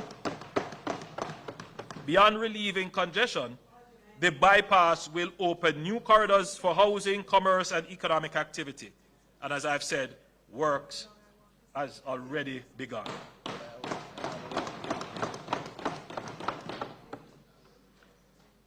The broader master plan will deliver 4 transformational elements: a new cruise terminal in the East Harbour, paired with high-end hotels and villas on the Folly Lands, which will establish Port Antonio as a premium cruise destination unlike any other in the region, intimate, authentic, and famed by some of the most spectacular scenery in the Caribbean. The cricket grounds will be enhanced into a modern multipurpose sports and entertainment amphitheatre, activating this underutilized asset and bringing major events to Portland for the first time. A new pedestrian promenade along the shoreline will connect the east and west harbors, transforming the waterfront into a continuous walkable space for residents and visitors alike. And a new public park will give the people of Portland a world-class recreational amenity on their doorsteps. Madam Speaker, just to be clear, these pictures that you are seeing are not just, promotional rendering. Actual architectural design work has gone into this.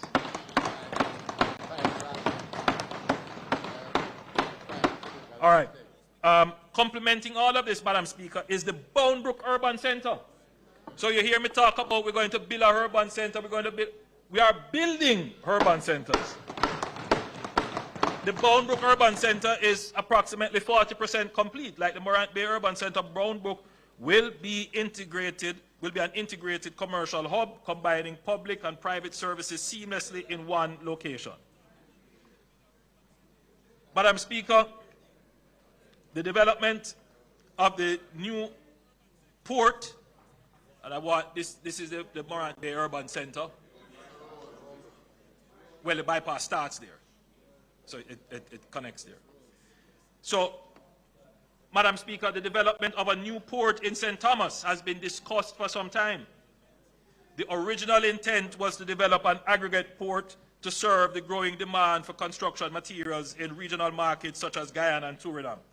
However, Hurricane Melissa fundamentally expanded our thinking.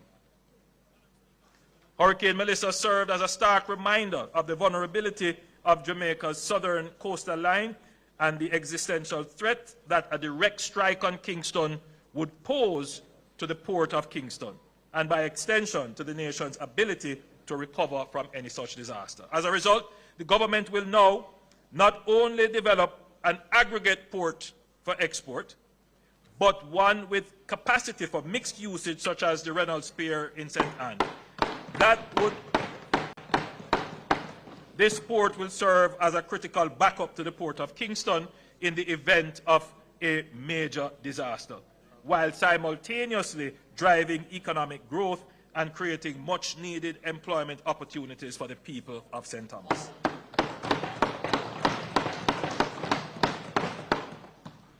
Subject to more detailed feasibility studies, the Port Authority has identified a site near Yala, St. Thomas, that benefits from adequate coastal depth and vessel berthing, proximity to established quarry operations, and road access via the newly completed highway.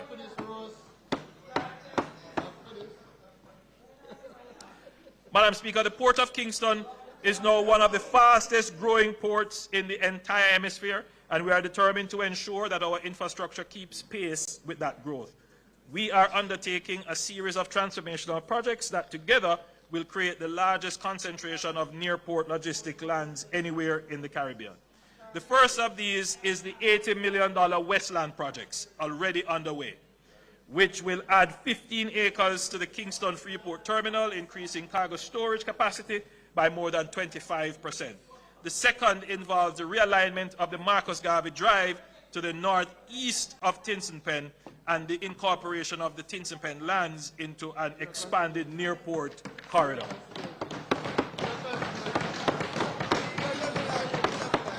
No, it's our constituency. A portion of these lands is already being actively utilized for automobile logistics, a clear signal of Kingston's emergence as a regional hub in a dynamic sector and a preview of the far greater potential that lies ahead. Madam Speaker, inadequate drainage infrastructure along this corridor has resulted in disruption of operations from even moderate rainfall. The National Works Agency, in collaboration with local and international consultants, has completed comprehensive studies for a drainage system designed to efficiently convey stormwater to Hunts Bay. We will move decisively under NARA to finalize the designs and implement this solution. The truth is, Mr. Speaker, we can't expand the port without doing this drainage project. Madam Speaker, speaking of drainage, the Kingston metropolitan area is urgently in need of serious work on its most critical drainage infrastructure. That is the Sandy Gully, which is the city's main defense against flooding. This was built some, 70 years ago? Almost 60 years ago? More than 60 years ago. So, and it really has not had a major overhaul. And just to explain to the country how how that drain works and why we need the drain. If there is a weather system that is coming off the Kingston Harbor and it is going across Kingston, it is going to meet the hills of St. Andrew. And what that will do as the precipitation moves against the hills is that all of that will fall as rain. It will come down the hill, and if it doesn't get into the sandy gully and go into the sea, it will flood the Kingston Plain. And so that's why it was built like that. So it actually takes the water coming off the hills for any heavy precipitation. But the gully as it is, because the inverts and the other infrastructure that support it, they are aged. And so they are falling apart. So on the Nara, yes, thankfully, the gully was not damaged. The sandy gully was not damaged by Melissa. But because we have a resilience mandate, we know that this is a key piece of infrastructure that is needed for Jamaica's resilience, and therefore the reconstruction of the sandy gully will be a major project on the Nile.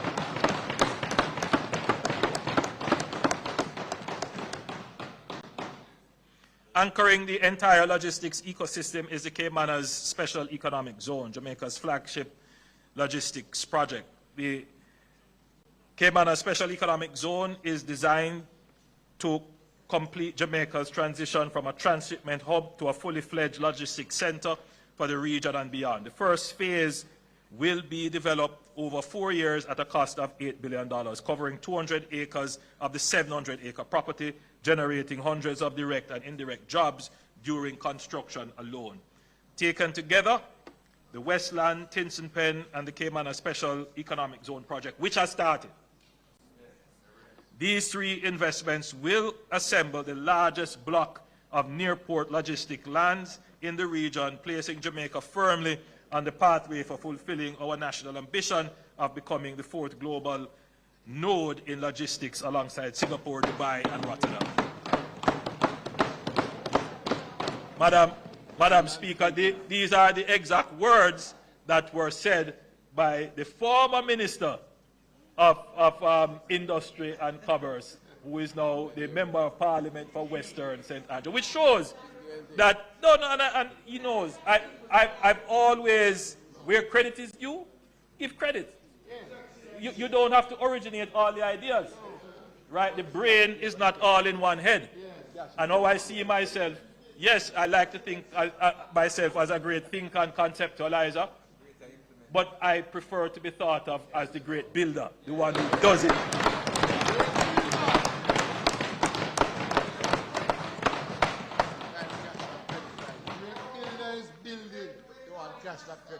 Madam Speaker, when major disaster strikes, the ability of the state to function, to coordinate, to communicate, to make decisions, to serve the people depends on having facilities that can withstand the impact and continue operating in its aftermath. Hurricane Melissa exposed the vulnerability of the government itself.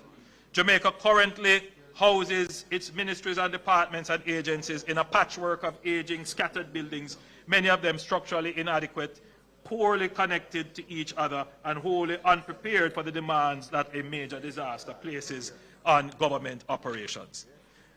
Madam Speaker, the government will advance the development of the government campus at National Hero Circle as a national priority. The vision brings together Jamaica's Houses of Parliament, key ministries and agencies into a single purpose-built campus. In the post-Melissa context, the government campus is more than a statement of national pride. It is a strategic investment in the continuity of government. Madam Speaker, this Parliament could never have withstood Hurricane Melissa, or even a slightly lower hurricane. And I think it is now a moot point, Mr. Speaker. I think every member of Parliament here serving in this building would have to agree. The building has served us well, put it that way. But it really cannot carry us much further. The right time. The right time. Madam Speaker, resilience is not only our road and bridges. Resilience must also include our health facilities. Kingston Public Hospital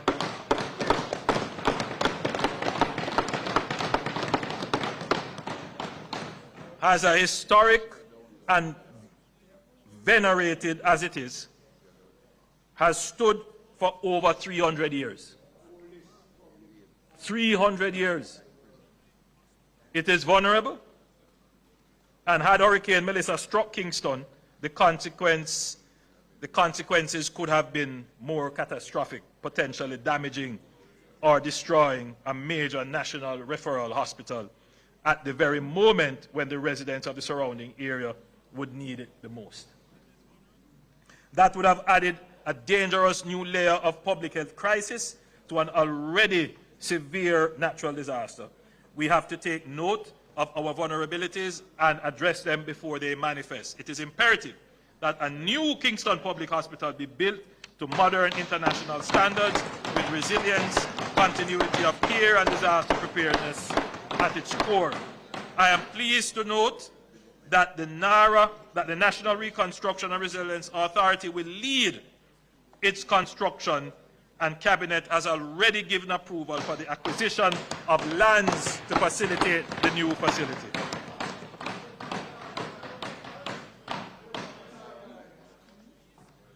Madam Speaker,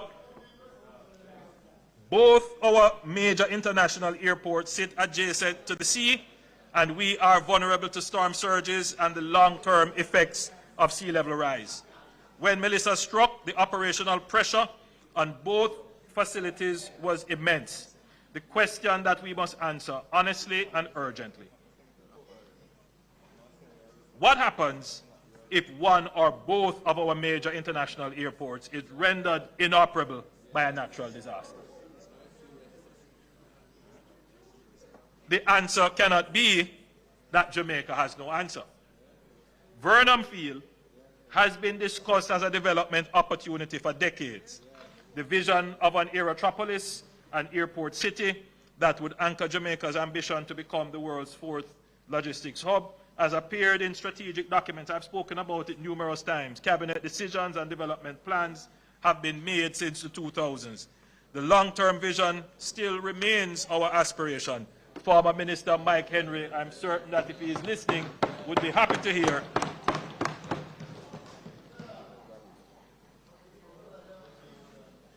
that the Vernon Field, and that's the airstrip you're looking at, which was built during the World War II era, that by and large the concrete is still intact.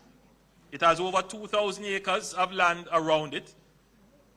A premium piece of real estate is used for drag racing, when that piece of real estate should be our strategic backup, and where we make strategic investment to eventually make it into a full-blown airport.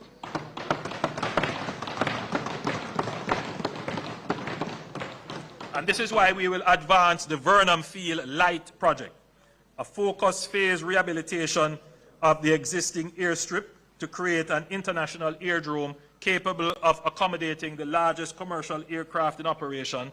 And this means that in the event of a hurricane, earthquake, or other disaster that renders Norman Manley or Sangster International Airport inoperable, or both, Jamaica will have an inland facility capable of receiving wide-body jets, humanitarian relief aircraft, cargo planes, and military transport.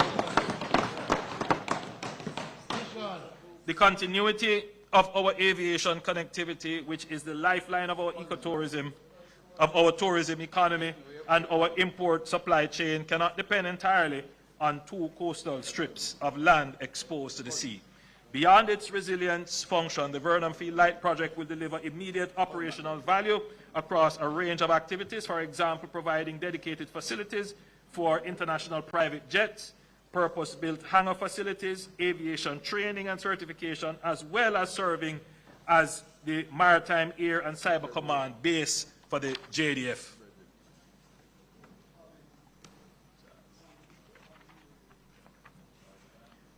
Madam Speaker,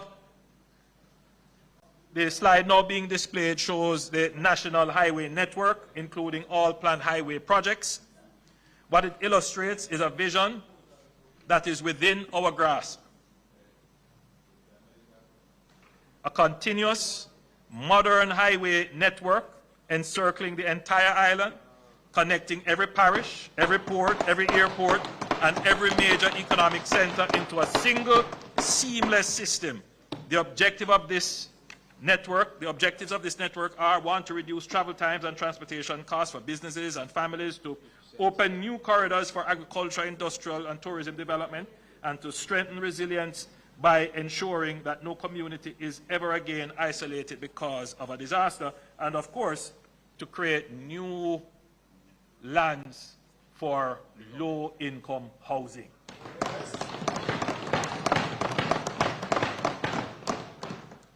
Hurricane Melissa has, among other things, reinforced that infrastructure cannot continue to be planned, designed, and built in silos. That approach has cost us dearly. Roads are rehabilitated and then torn up again because a pipeline issue was not anticipated. Drainage deficiencies short the life of otherwise sound roadworks. Slope instability undermines the investments made without adequate assessment of the surrounding terrain. This fragmented, reactive model is inefficient, expensive, and wholly inconsistent with the scale and ambition of our national reconstruction vision.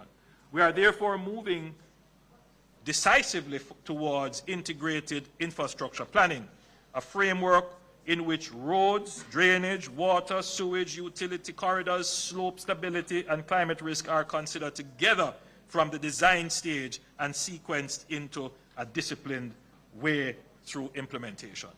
Integration planning must be matched by stronger infrastructure governance. Part of what involves a long overdue, that is part of the work which involves a long overdue reform of how we classify and manage the national road network. At present, roads of vastly different purposes, economic significance, and strategic importance are treated in broadly the same way. A modern road designation framework will allow us to distinguish clearly between local access roads, parish connectors, strategic economic corridors, tourism routes, agricultural links, and emergency and evacuation corridors. Madam Speaker, what this will do is to inform the budget. Right now, how are roads repaired? All right, so the government, through a process like this, will identify strategically important roads. And those roads are usually networked. And all of these roads that are built centrally, they stand up. And they carry quite a bit of volume and maintain our connectivity. But a large part of the road repair and maintenance budget is politically driven. MPs feel, and I feel the same way, that I must have influence over the road construction and repair budget. So in other words, road repairs are also influenced by political pressure. Now, maybe that's not a bad model, but what it does is it helps to fragment how the limited road repair budget is spent. So what happens is that the road repair budget is broken down essentially by constituency and by the effective lobbying of members of parliament. Now, the truth is that that strategy may have served well. But what it creates is a great deal of fragmentation, because every year we spend billions of dollars. But if you look at the road network, you can't really say that you have developed a road network. And at some point, as a country, we have to say, look, we need to make impact with the money that we are spending. And so that is what the One Road Authority is being designed to do. I know there is concern that the One Road Authority is going to take away autonomy from parish councils. No leader of the opposition, that's not what it is being designed to do. So one of the things that we're doing is to do a proper accounting for the roads, so we know how many roads we actually have, how many miles of roads. Then we go through a process of a proper categorization of roads. Then we look at the roads in terms of their strategic value. Are they connecting roads? Do they carry critical manufacturing? Are they critical for evacuation? All kinds. So we look at these things, and then we develop a proper maintenance plan. The first phase of that proper maintenance plan is the SPARK program.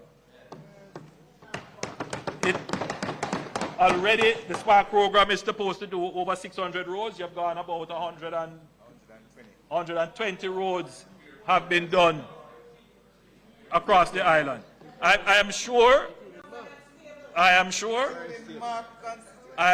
that almost all MPs who were here from the last term can say that there is a road being done in their constituency, a road or two.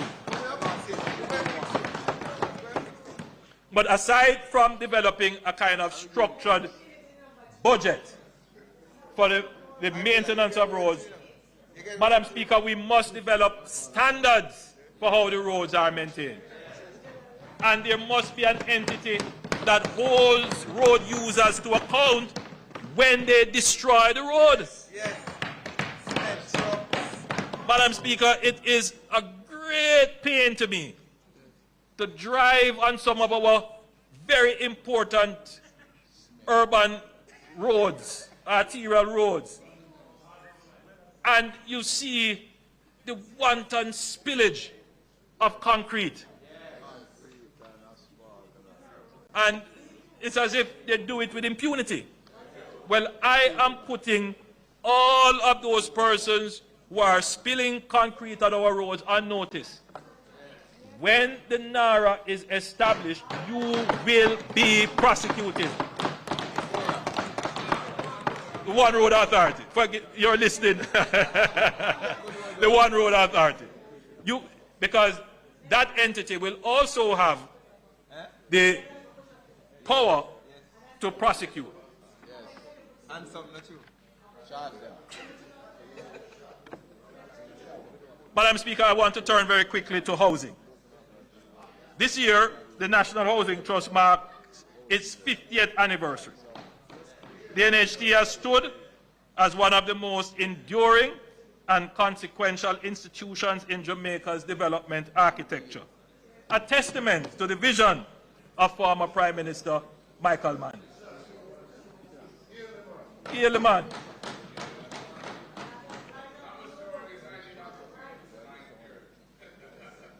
As I said, he did some good things, but we should also note, because you know the member from St. Andrew Southwest, Southeast, saying, well, if you're going to talk about history, you must talk about it completely. You must give the full story. Right. So the full story of the NHT is that, of course, the idea to create the NHT was that of Michael Manley.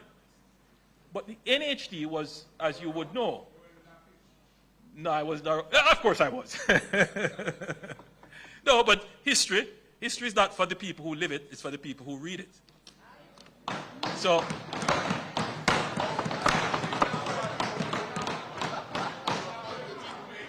no, you read it. You have to read history. You have to read history. Because, you know, the truth is, leader of the opposition, you know, there are people who live the experience, right? But when they actually read it, they say, but it's different. Because when you have to sit down and put everything into context and bring things into consideration that the person experiencing it would not be able to interpret, you get a fuller experience when you're reading the analytic of the event. But, Madam Speaker, the point is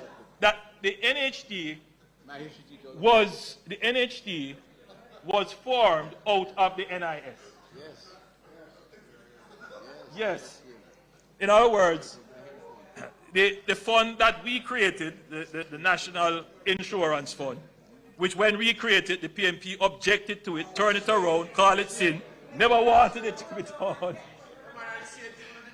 So now, what happened is that, of course, the initial establishment of its structure and the funding came from the NIS.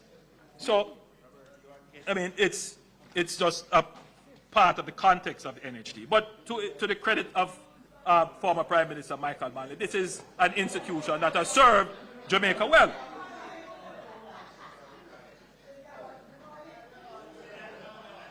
Madam Speaker, when Hurricane Melissa struck, the NHD did not wait. It moved quickly, decisively, and with compassion that the scale of the crisis demanded. Approximately 30,000 mortgages across 7 of the hardest hit parishes received an automatic 6-month mortgage moratorium, providing immediate relief for mortgagors whose homes remain uninhabitable. That moratorium has been extended. That moratorium, the NHC has extended it until the beneficiary is able to restore their home. A special disaster relief grant of up to $500,000 was made available for contributors for contributors who demonstrated a need, prioritizing those unable to take on additional borrowing, including pensioners and other vulnerable groups. Over 5,500 applications have been received under the grant facility alone, with nearly 1,800 already processed and close to $1 billion dispersed.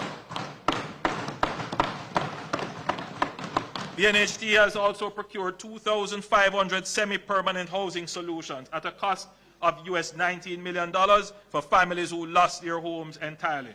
The first 300 units are on island and are being cleared for distribution. So finally, we will have some of these modular housing solutions, semi-permanent housing solutions.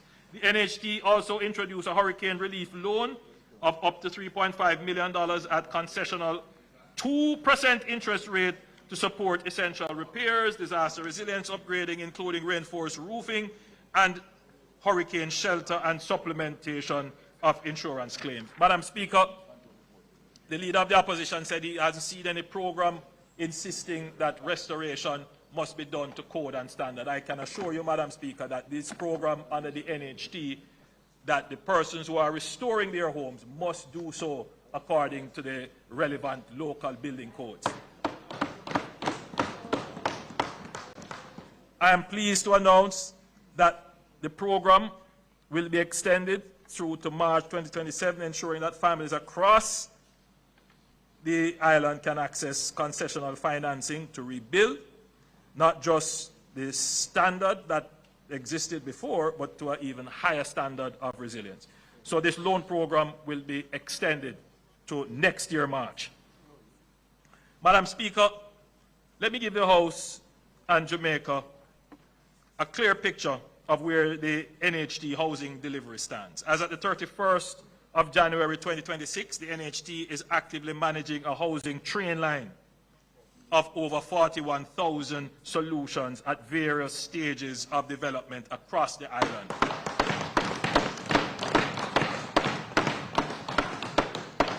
This includes approximately 10,700 units currently under construction, and you see them, those are telling you where they are all across Jamaica.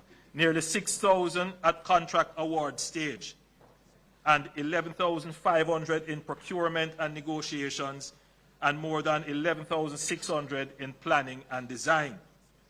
2 major new developments have commenced at the Longville Meadows in Clarendon and Friendship Phase 2 in St. Elizabeth, together totaling 2,800 solutions. In the coming financial year, the NHT has projected housing expenditure of approximately $50 billion, with a further subsidy of approximately $21 billion under the external financing mortgage program. This represents one of the most ambitious housing programs in the history of the NHT, covering developments in St. Catherine, Trelawney, Manchester, Clarendon, Westmoreland, St. Thomas, St. Mary, Kingston, and beyond.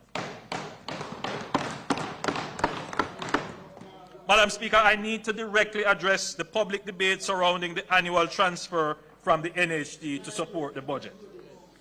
The opposition has made much of the annual $11.4 billion transfer from the NHT.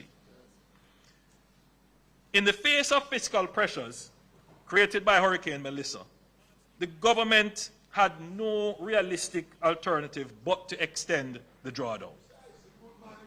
Were the drawdown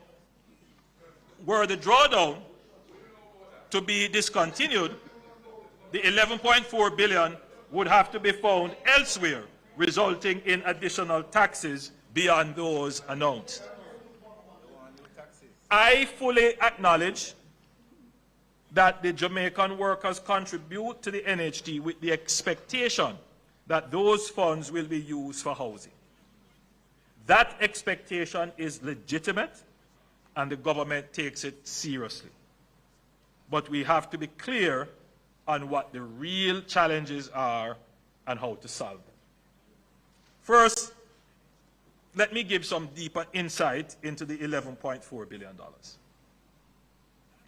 $11.4 billion is the gross amount that the NHT transfers to the government, gross.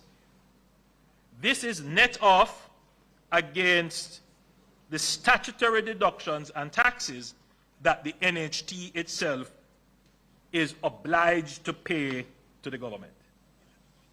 Technically, therefore, the government gets approximately $7 to $7.5 billion net from the NHT.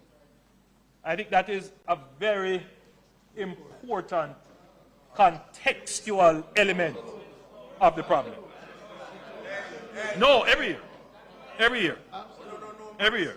So, because sometimes we run with the headlines, but we don't really look at the details. All right. Second, the NHT remains a solid, well-capitalized body that is not a fiscal risk to the government.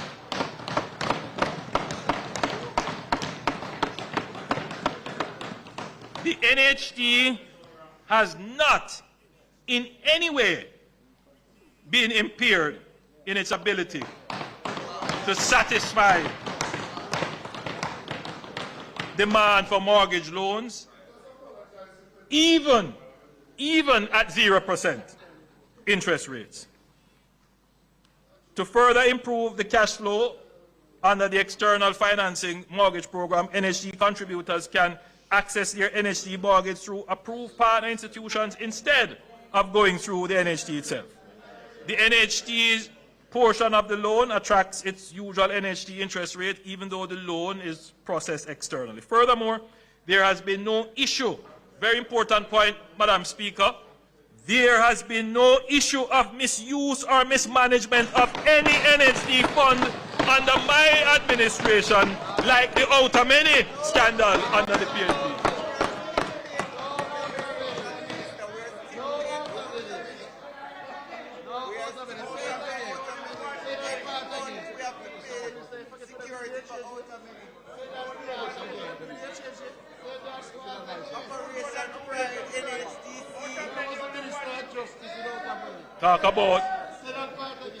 Talk about corruption. Yes.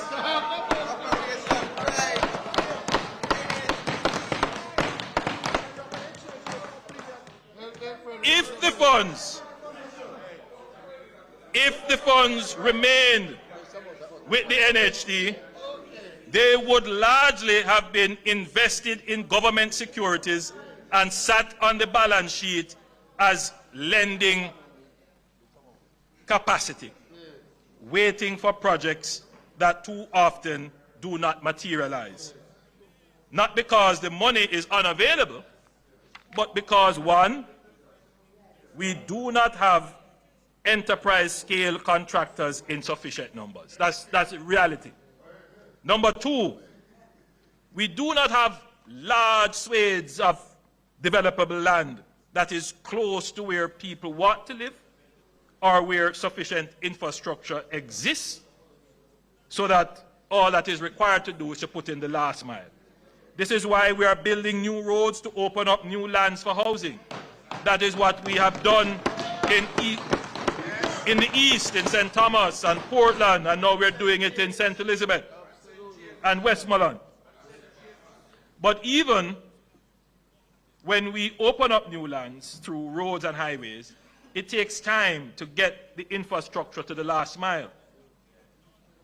We have an over-bureaucratization of the development and approvals and permitting process. We are working to simplify and accelerate this, which is why you would have heard about FAST, about NARA. All of these are attempts to accelerate the process.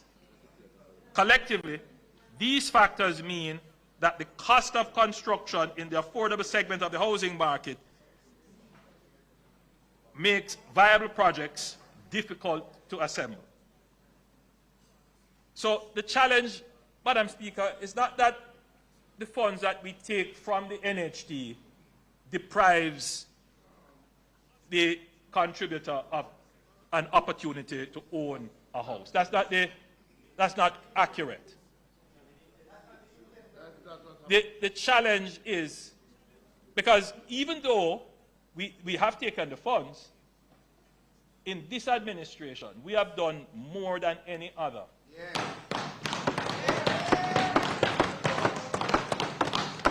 To increase the size of the funds that contributors can access from the NHT. We have increased the number of persons who can co-make or co-join.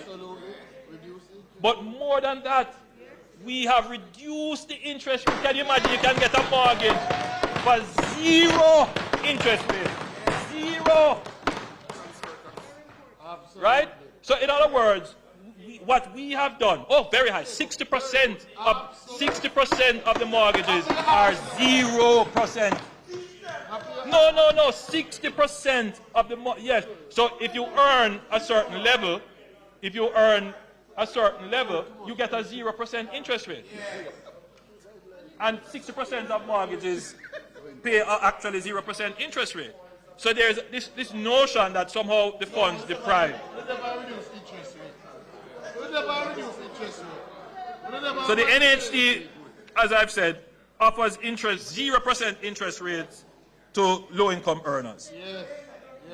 But demand for mortgages is still limited because of the availability of homes in the price segment that the contributors would be able to afford. Now, this is an important point to note. Further subsidizing demand only ends up increasing prices. As we have increased the contributors' access to financing, what we see happening is an increase in the price of the house. In fact, every time we increase, the price of the house moves with the increases that we give in terms of the funds that they can access. And that tells you, more than anything, that there is a supply-side problem. That is really the issue. How do we expand the supply of houses? And we outline the structural issues that exist, which are not all NHT problems. So further subsidizing demand only ends up increasing prices. We have seen this clearly every time we have increased the NHT loan limit. Prices rise to absorb the additional lending capacity because supply does not keep pace. Jamaica's housing crisis is not a financing crisis, it is a supply crisis. And no amount of money sitting on the NHT's balance sheet will build a single new home without the land, the infrastructure, the approvals, the construction capacity to put it to work. What we need urgently and at scale is a ramping up of housing supply. And when we speak of supply at the scale Jamaica requires, we must think boldly. And that is why this administration developed the Greater Bernard Lodge Development Program as a demonstration of what becomes possible when government planners and the private sector align common vision around serious commitment and execution.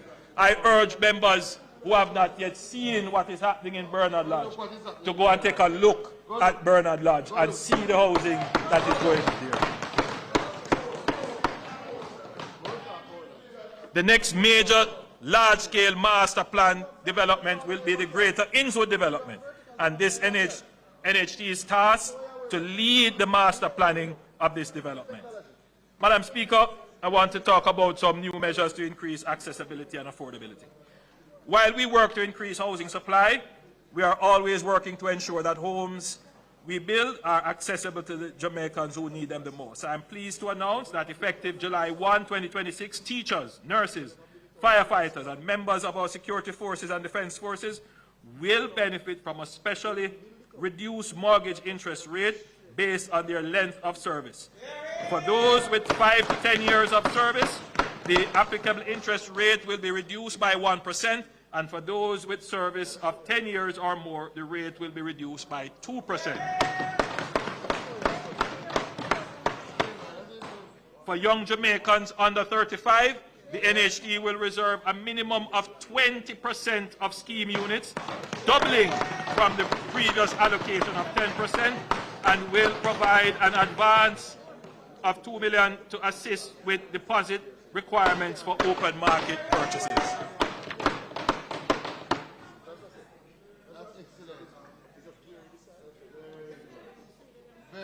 Also effective, July 1, the home improvement loan waiting period will be reduced from 7 to 5 years, giving existing homeowners faster access to funds for maintenance, security, green energy upgrades, and expansion. All of these were commitments made in our 2025 manifesto.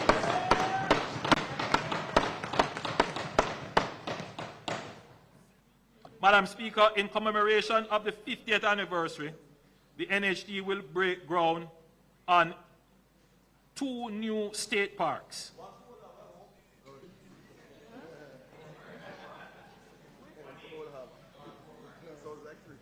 I had already announced one in Manchester, and that is being developed as we speak. They are trying to come to some agreement with the local municipality as to the exact location as to where that should go. And the second, Madam Speaker, is in Kingston and St. Andrew. We have to build a park in Kingston and St. Andrew. We remember Emancipation Park. But, Madam Speaker,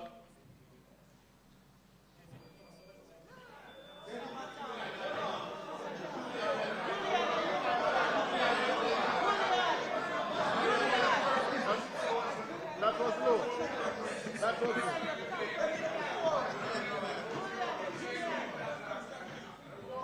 That was low. That was low. That was low, and I'm becoming a captain. That was I'm becoming a captain. Madam Speaker, we have started discussions. Madam Speaker, we have started discussions with His Excellency the Governor General on developing a park on sections of the King's House land. That park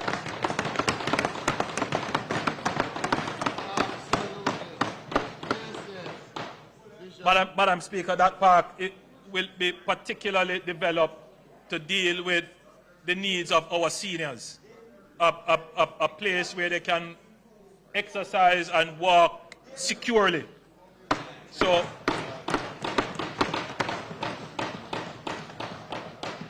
the NHT, again, will have that responsibility. Madam Speaker, any serious conversation about land use, productivity, and housing must confront one of Jamaica's most visible failure in land utilization, our blighted urban spaces. Across parts of downtown Kingston, Spanish Town, and Montego Bay, vacant lots and derelict buildings occupy land that should be among the most economically productive. These sites sit close to infrastructure, jobs, and services The potential is to unlock them. And what we will be doing, Madam Speaker, is to give the framework for unlocking these lands. Since 1995, the Urban Renewal Tax Relief Act has attempted to incentivize investments in such areas. But the results have been limited. Just 56 projects approved in 3 decades.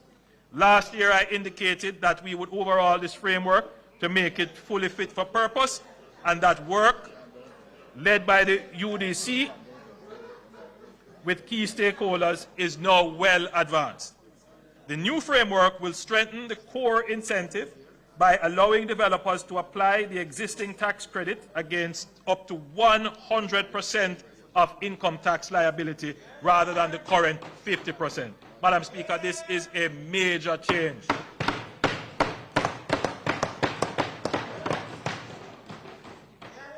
For priority projects, including developments in severely blighted areas, affordable housing and critical public facilities, the credit will increase from the current 33.33% to 40%. Unused tax credit will also become fully transferable, allowing them to move with the property when it is sold, a change that removes a major barrier to investment and supports the development and reinvestment model. The framework will also support the wider development ecosystem. Financing for approved projects will receive tax-exempt interest income for up to 8 years. Commercial tenants will be able to deduct 200% of rent, and first purchasers of homes in approved developments will receive a property tax exemption in their first year. So we are looking at a whole suite of incentives to attract investment into urban blighted communities. To address one of the most persistent obstacles, slow approvals, all permits, development approvals, and tax authorizations will be processed through a single digital portal managed by the UDC, dramatically reducing the processing time.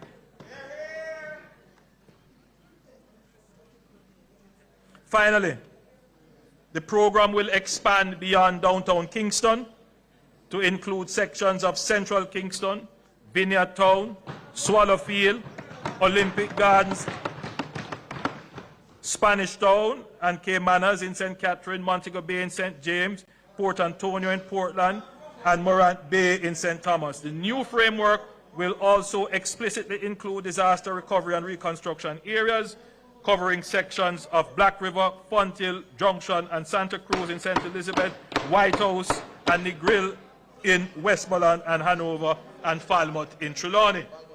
So, Madam Speaker, we are going, as I say, hard on attracting investment in urban blighted areas.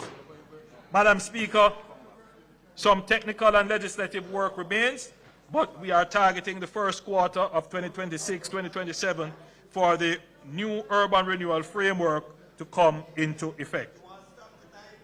Madam Speaker, we have a further incentive for redevelopment and relocation work that will be needed to be undertaken in the following parishes: Trelawney, Hanover, Westmoreland, and St. Elizabeth. For the next 2 years, transfer tax on properties in these parishes, Trelawney, Hanover, Westmoreland, and St. Elizabeth, will be reduced by 50%.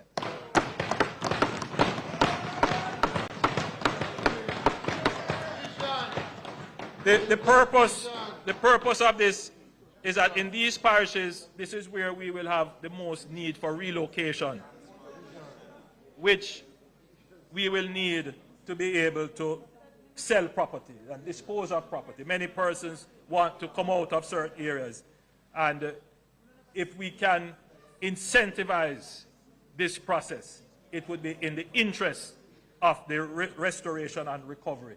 And therefore, we have taken that decision to give a special transfer tax break in these areas. Madam Speaker, a vision of this scale demands not only clarity of ambition, but clarity of financing. And let me be direct about how Jamaica intends to pay for what I have described. We will not finance this resurgence through undisciplined borrowing that mortgages the future to pay for the present.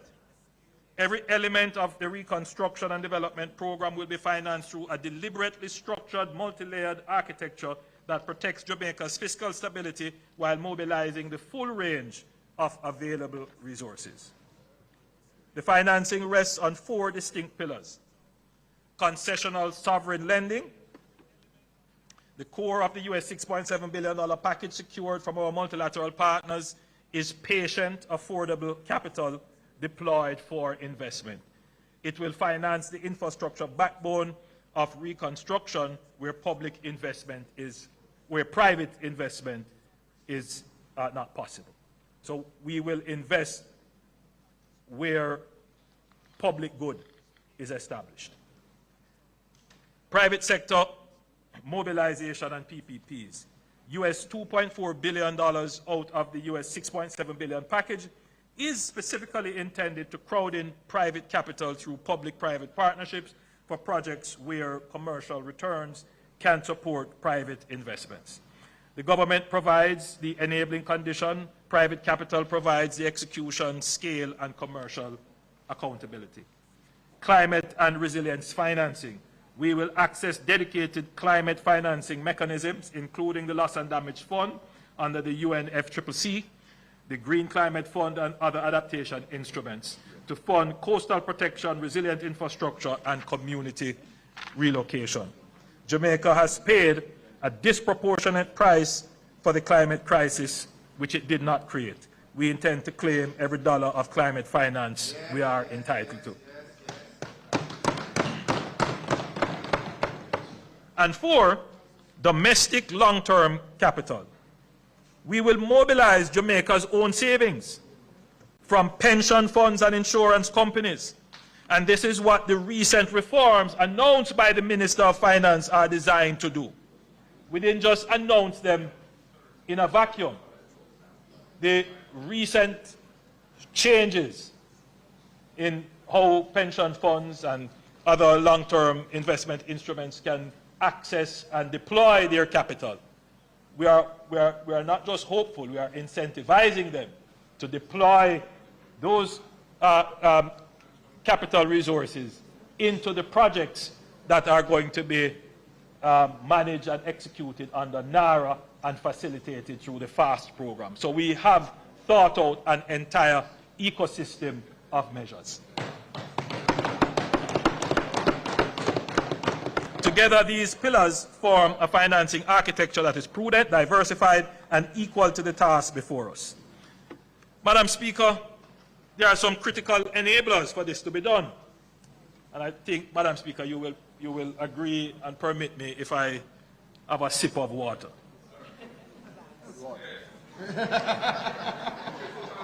By the way, how much was this one? How much was this one? Yeah. This is all at $16. This is less than $100. This is 44. This one is $44.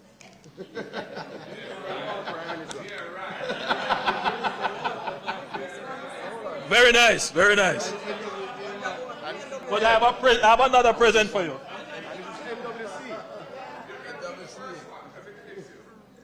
Send this over. Give it another one. We have one for you. This is NWC water. NWC water. So this is about $20, right? Of course. That was I brought it here. Now, when I heard.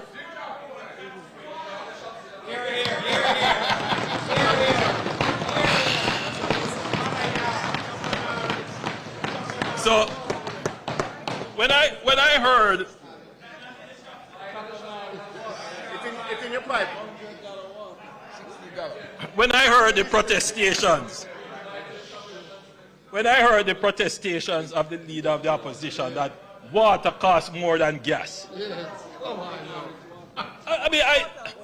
So yes, if you bought Avion or some other, but that's not the question.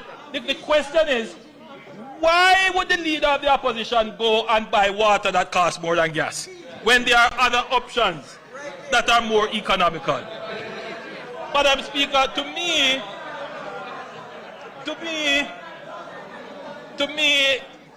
it tells me that I wouldn't trust him with managing my economy.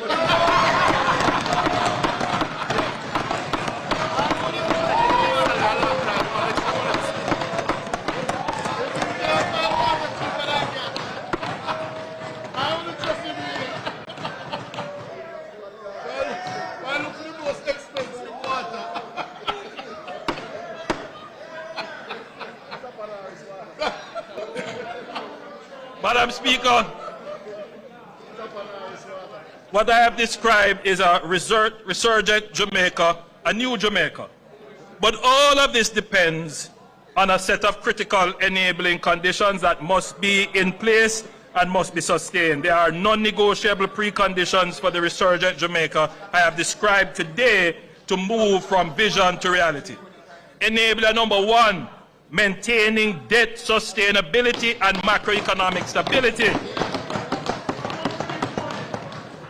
You cannot buy water more expensive than gas. Madam Speaker, the first critical enabler is our ability to manage Jamaica's financing with the same discipline and intelligence that we have exhibited over the last decade. Within weeks of Melissa's landfall, the World Bank's rapid assessment estimated physical damage of $8.8 billion. When the full damage and loss assessment led by the Planning Institute of Jamaica was completed in March, capturing not just physical destruction, but direct and indirect economic losses, the figure emerged a huge, staggering $12.2 billion. That is 56.7% of Jamaica's GDP in 2024. Let us put that in full perspective. This is more than 4 times the losses from Hurricane Gilbert, which held for decades the grim distinction of being the most costly hurricane in our history. It is also larger than the FinSAC bailout, which cost the country 42% of GDP. The difference, of course, is that FinSAC was not an external shock, it was a PNP-created shock.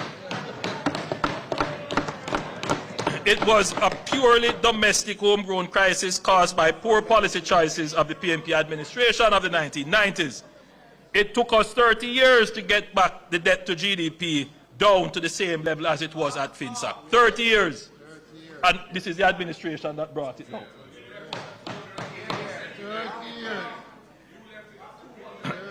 Madam Speaker, it is clear that by any measure, we are now dealing with an economic rupture of a scale this country has never confronted. The fiscal consequences strike from both directions at once. Tax revenues falling as economic activity contracts, while the demands on public expenditure surge for relief, for recovery, for restoration of public infrastructure. The central question is, how do we finance the deficit? The opposition has made some suggestions. The first is the introduction of electronic invoicing.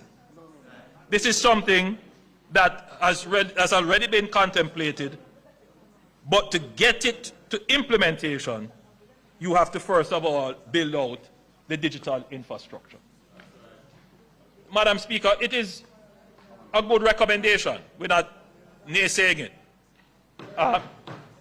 That we were already contemplating it is neither here nor there. What I'm happy about is that it is the opposition that has brought it up.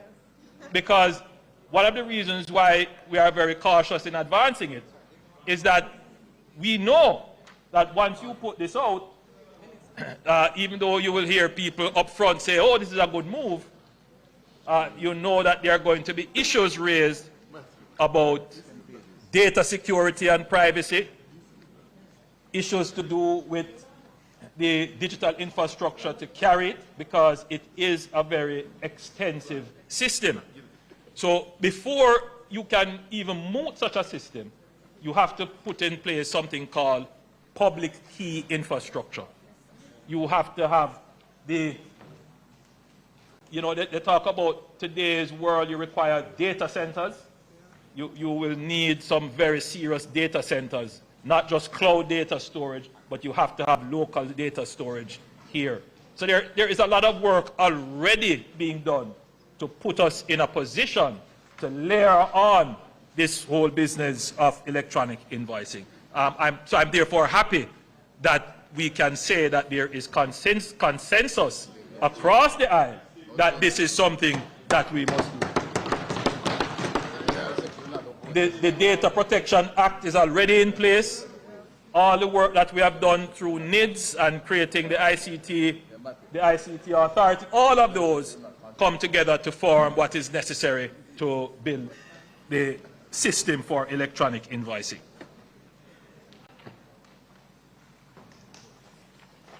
The opposition's second suggestion is that we should just borrow a little more, literally. The budget does involve significant additional borrowing, but there is a fundamental difference between borrowing that builds and borrowing that burdens. The government is committed to ensuring that every dollar of additional debt is deployed as capital investment in infrastructure that increases our productivity, in systems that strengthen our resilience, in projects that grow the economy and generate the future earnings from which the debt can be repaid. Madam Speaker, the opposition spokesman also said that introducing new taxes at this time of economic downturn is pro-cyclical. That is, it tightens fiscal policy precisely when the economy needs room to breathe. That argument would have some validity if the government were using these tax measures to run a surplus, to extract more from the economy than we are putting back in. But that is not what is happening. Even with these additional tax revenues, we are projecting a fiscal deficit. This is why we have suspended the fiscal rules.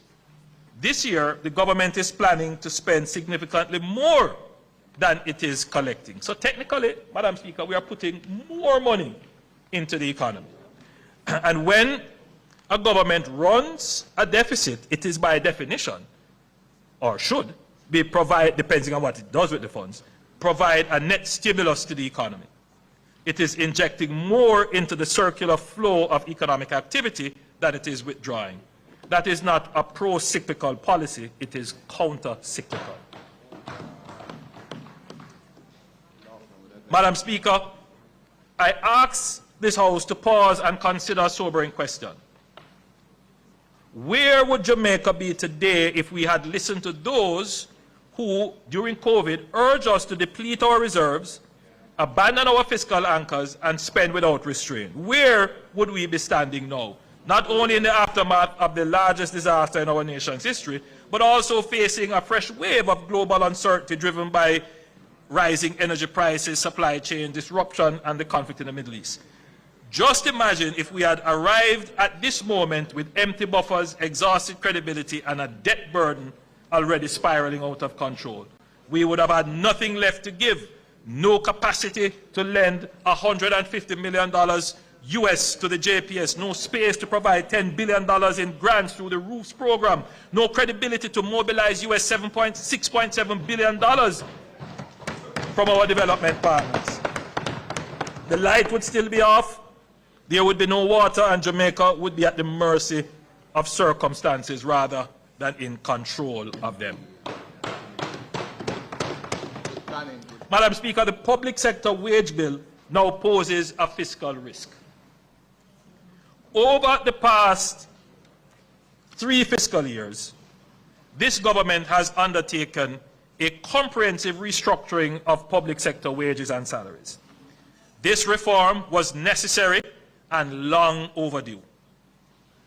Over the preceding decade, a gap between public and private sector compensation had grown to a point where the public service was struggling to attract and retain the talent needed to serve our citizens effectively.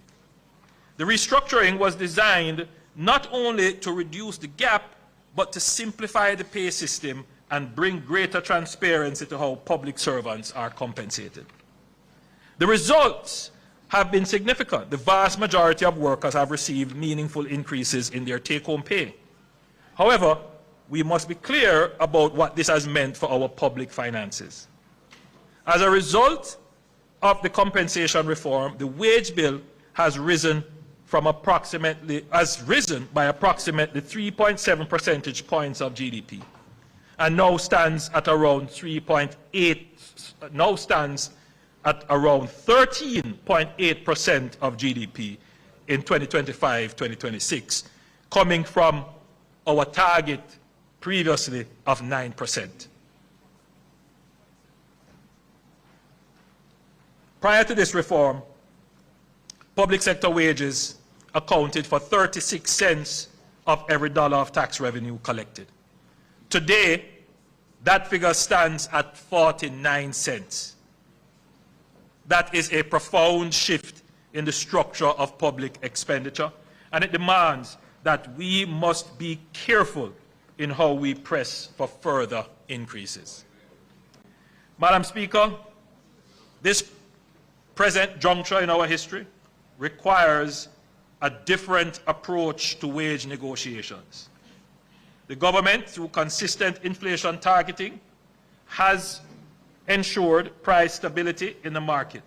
Inflation can no longer be the sole driving force for wage demands. Further increases must now be linked to productivity and GDP growth. Increases that are disconnected from productivity gains and GDP growth will not result in higher standard of living and higher wages. They will result in inflation, which erodes the very purchasing power those increases were meant to protect. I recognize that this represents a profound and maybe even controversial paradigm shift. If we are to preserve the macroeconomic stability that we have worked so hard collectively to build, and having demonstrated as a government that labor will get its fair share as conditions allows, unions and the government must work together in reaching reasonable settlements. Madam Speaker, macroeconomic stability has anchored us through every storm, and the government will keep Jamaica firmly anchored. Madam Speaker, the other critical enabling factor is managing crime and violence. The number of murders recorded in Jamaica declined from 1,147 in 2024 to 673 in 2025, a 43% reduction in a single year. The first time in 31 years that Jamaica's murder toll has fallen below 700. And the momentum has not stopped. Between January 1 and March 14, murders have declined by a further 29.4% compared to the same period last year.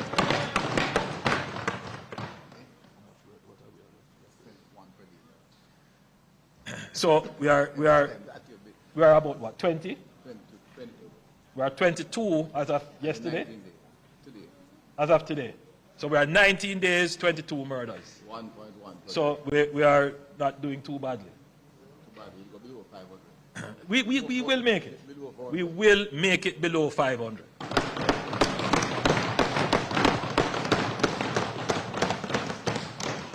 This is clear evidence that sustained intelligence-led security operations and deliberate legislative and institutional strengthening are transforming our national security landscape.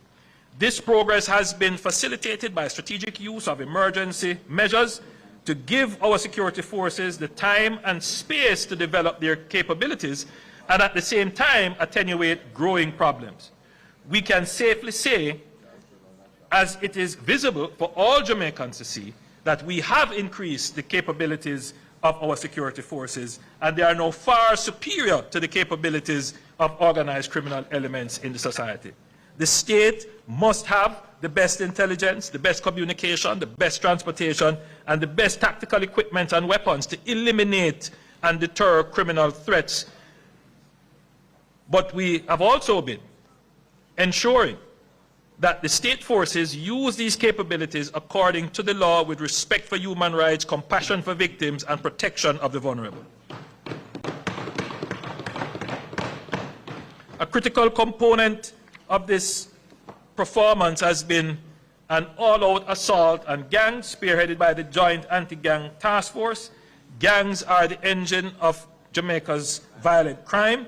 They control territory, they traffic narcotics, they extort communities, and they kill. Dismantling them is not a policing challenge, it is a national security imperative. Madam Speaker, in the coming financial year, the JDF will move forward with the establishment of Camp Warwicker, a forward operating base on approximately 100 acres of land at an estimated cost of $5 billion. The forward operating base will enhance the JDF territorial dominance of the Ligoni Plains through enhanced strategic communications and situational awareness. But it is also a resilience building measure, Madam Speaker, because as Newcastle becomes an aged camp, we have to find other strategic locations where we can house our defense force. And so Camp Warwicker is going to be yes, above you there, yes. So Camp Warwicker is going to become the new base and location for the JDF.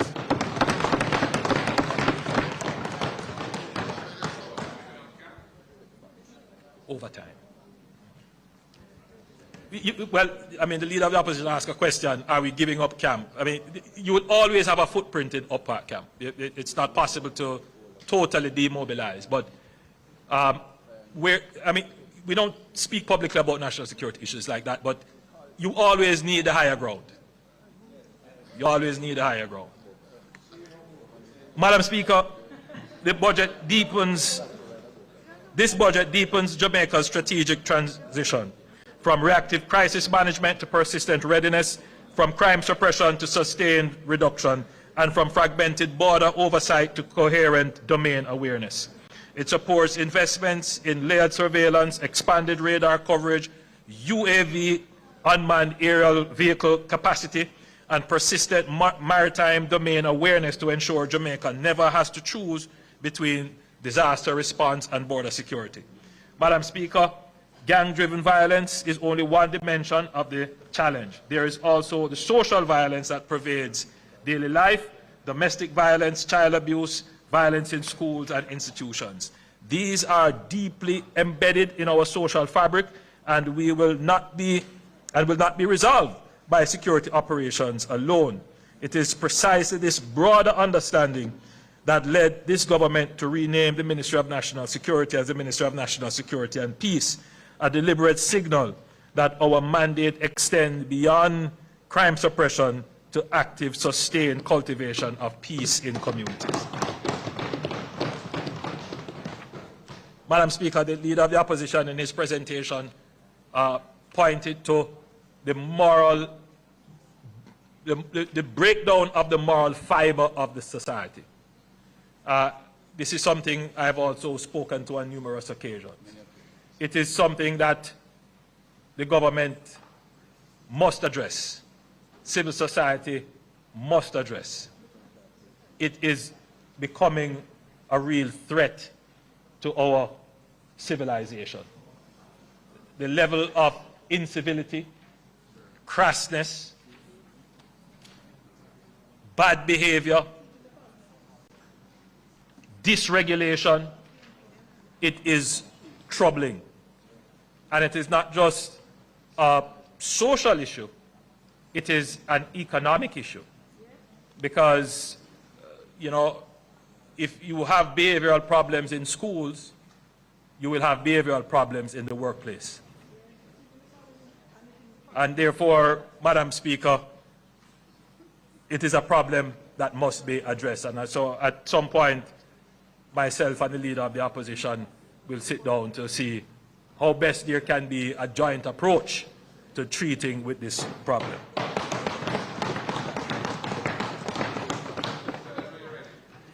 Madam Speaker, for decades, Jamaicans have worked hard. Our people are resilient, entrepreneurial, and industrious. Yet too often, the rewards of that hard work have not been translated into rising incomes at the pace of citizens' expectations. The reason is that effort, not that people aren't working hard. Yes, people are working hard. The reason is that people are not working productively. There's a big difference. And let me be precise about the meaning of productivity, because this is one of those words that is often used but rarely understood. Productivity in its simplest form is the value produced per hour of work, not how hard you work, not how long you work, the value of what each hour produces. Madam Speaker, the International Labour Organization data shows that Jamaica produces approximately US $8.81 of output per hour work, adjusted for purchasing power. Let me be clear, Madam Speaker, this is not a judgment on Jamaican workers. It is a diagnosis of our economic structure. And I want the members of Parliament and those watching online to see it, that this is how Jamaica stacks up against the world and against the region. For the Caribbean, it is 21 US dollars per hour work. Jamaica, it is 8.81. Now, some persons may say, well, it's because you get a low wage why there is low output. The two things aren't always correlated, but there is an agreement that you have to increase wages to induce an incentive to work harder. So there is some merit to the argument that, you know, our wages are too low. But there is still a problem as to why is it that the effort that we put out does not yield more productivity, more output. And a large part of it, I mean, I don't want to divert from my script too much, but some of it is social. You know, we confuse service with servitude. A lot of it is behavioral, as we were speaking about. You know, how we respond to authority, punctuality, sticking to task, you know, having a kind of economistic mindset.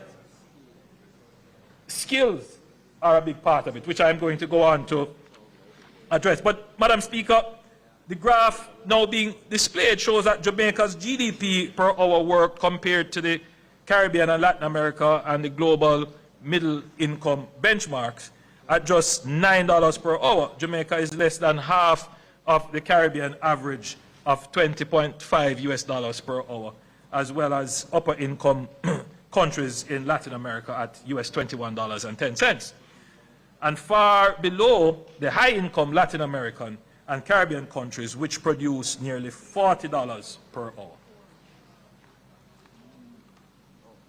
And if you look at our labor productivity across selected Caribbean countries, you will see that, again, Jamaica is amongst the lowest. But I want you to pay attention to Panama and the Dominican Republic, because those are the countries that, and Trinidad and Tobago, that you would consider our peer groups that we would have to compete against.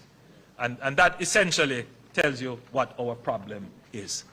When we look at the graph now being displayed, which compares Jamaica with our Caribbean and regional peers, the picture becomes even clearer. Countries like Barbados, St. Lucia, Suriname, and the Dominican Republic cluster at between $22 to $26 per hour. Trinidad and Tobago exceeds that at $31 per hour. The Bahamas reaches 35 US dollars per hour, and Panama is at 43 US dollars per hour. Jamaica is at $8.81 per hour, sits near the bottom of the regional distribution, just above Haiti. We must address the problem of productivity.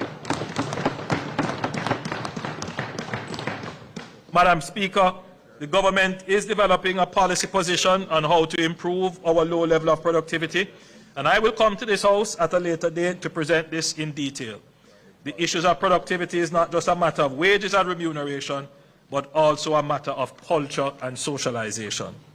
Madam Speaker, every ambition and every goal in my presentation today, every road we build, every industry we grow, every technology we deploy, will ultimately be delivered by people. I have said it many times, and I say it again with the same conviction. Jamaica's greatest asset is our people, not our location, not our resources, not our brand, as powerful as it is. Our investment in people is central to our economic strategy. Madam Speaker, if we are serious about competing in a tech-driven, AI-enabled global economy, we cannot educate our children for a world that no longer exists. We must build the institutions that prepare them for the world of today, and more importantly, to compete globally in the world of tomorrow. I'm proud to announce that we will break ground this year on 2 of the 6 STEM schools that I had announced previously. The first will be established at Bernard Lodge in St. Catherine, and the second at Minard in St. Anne. Simultaneously, NARA will be building the other 4 STEM institutions that will take students from early childhood straight through to secondary education, immersing them in STEM from the earliest years right through to the door of our tertiary institution. These schools will bring an entirely new approach to the education system, exposing students to science, technology, engineering, arts, and mathematics in ways that build the creativity, innovation, and problem-solving skills that the economy of the future demands. Madam Speaker, my administration is a listening one, and we consulted our university students, leading to develop a work experience program that works for them.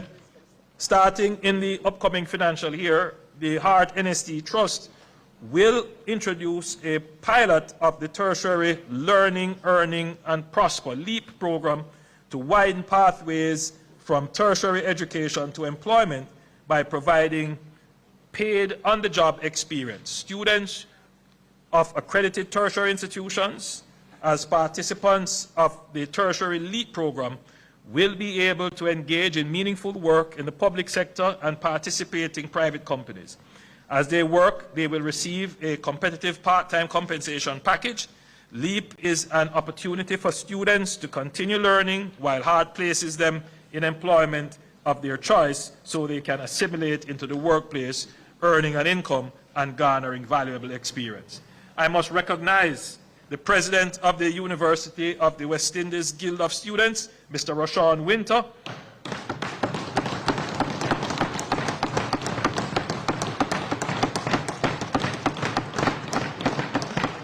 and the President of the University of Technology Students Union, Mr. Percival Roberts,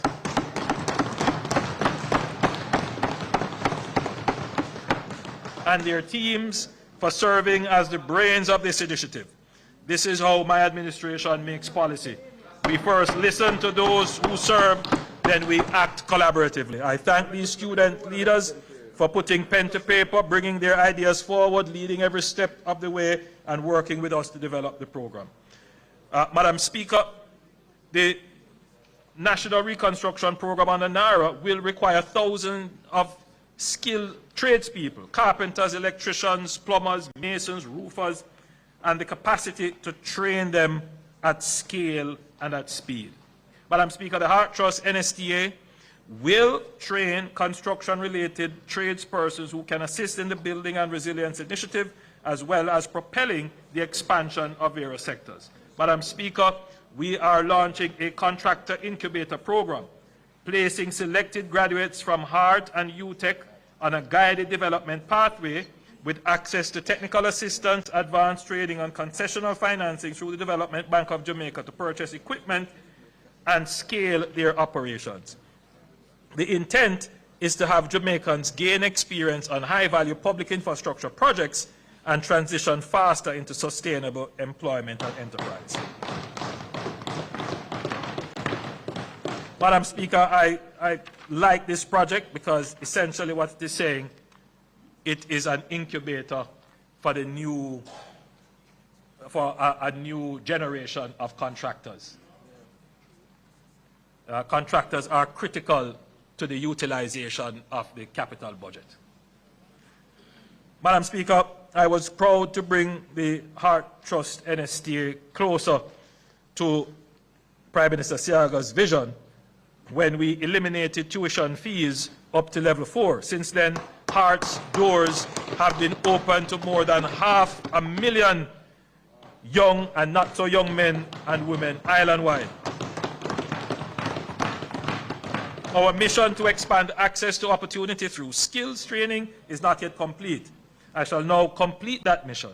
In the coming financial year, tuitions for all Heart NSTA Trust programs up to level 5, note that this is a bachelor's degree, will be abolished for Jamaicans in the most challenging circumstances.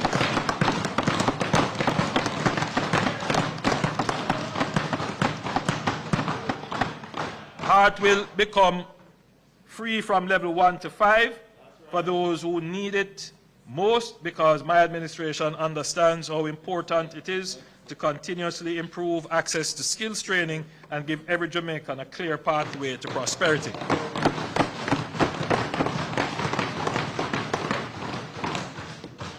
Madam Speaker, the most powerful classroom is the workplace, and the most effective instructor is experience. The apprenticeship model, learning by doing, earning while training, developing under the guidance of industry professionals, is one of the most proven pathways to skill development. Last year, I announced the CARE program, where each member of parliament could nominate young men and women who were not engaged in work, the proverbial youth on the corner. Through CARE, this administration provided training pathways while providing stipend and transportation support. Madam Speaker, a CARE graduate from the Gregory Park area is here with us today.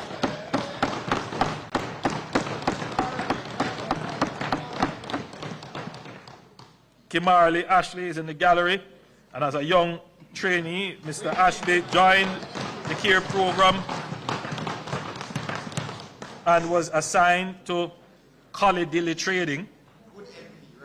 Through the CARE program, he completed his level 2 certification in business administration with stipend support and transportation support.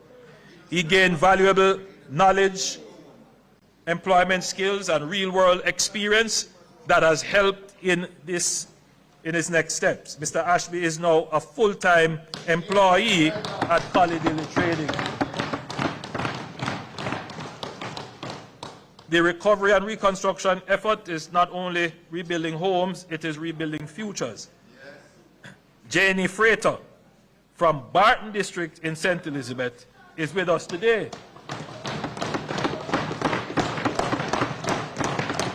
He is one of the young Jamaicans participating in the Bridge program, building resilience and inspiring development through guided experience, learning modern construction techniques on the job, working alongside JDF teams and international engineering partners in our western parishes. His story is the story of what this program can do, turning work of recovery into the foundation of a career. Madam Speaker,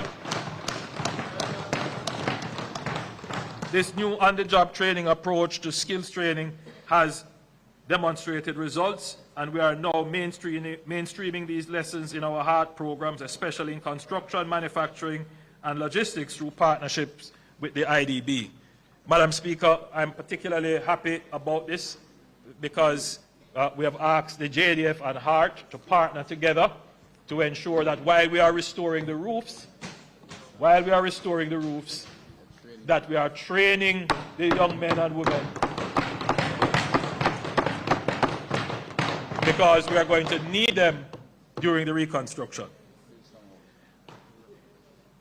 This is what resurgence looks like in human terms. Jamaicans skilled, employed, earning, building, Jamaicans who no longer have to look beyond our shores to find a future worthy of their talent.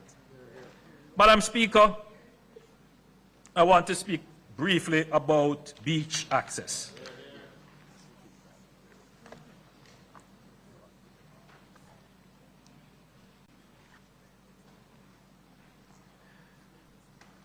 A planning issue which has been contentious for several decades is beach access.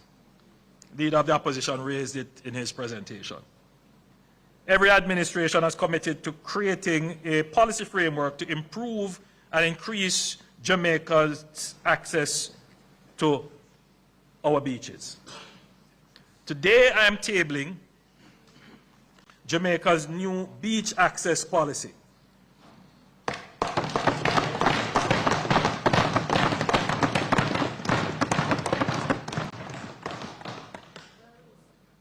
The Beach Control Act of 1956 and its amendments in 1973 did not adequately address beach access issues and will have to be replaced, and the new policy is the first step in that direction.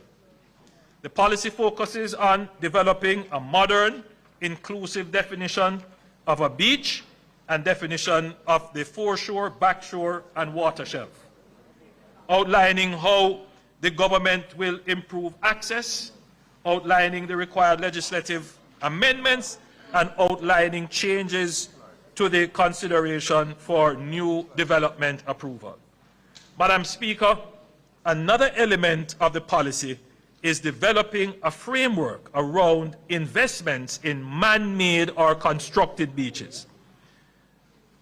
At the time of the 1956 Act, man-made beaches were not contemplated.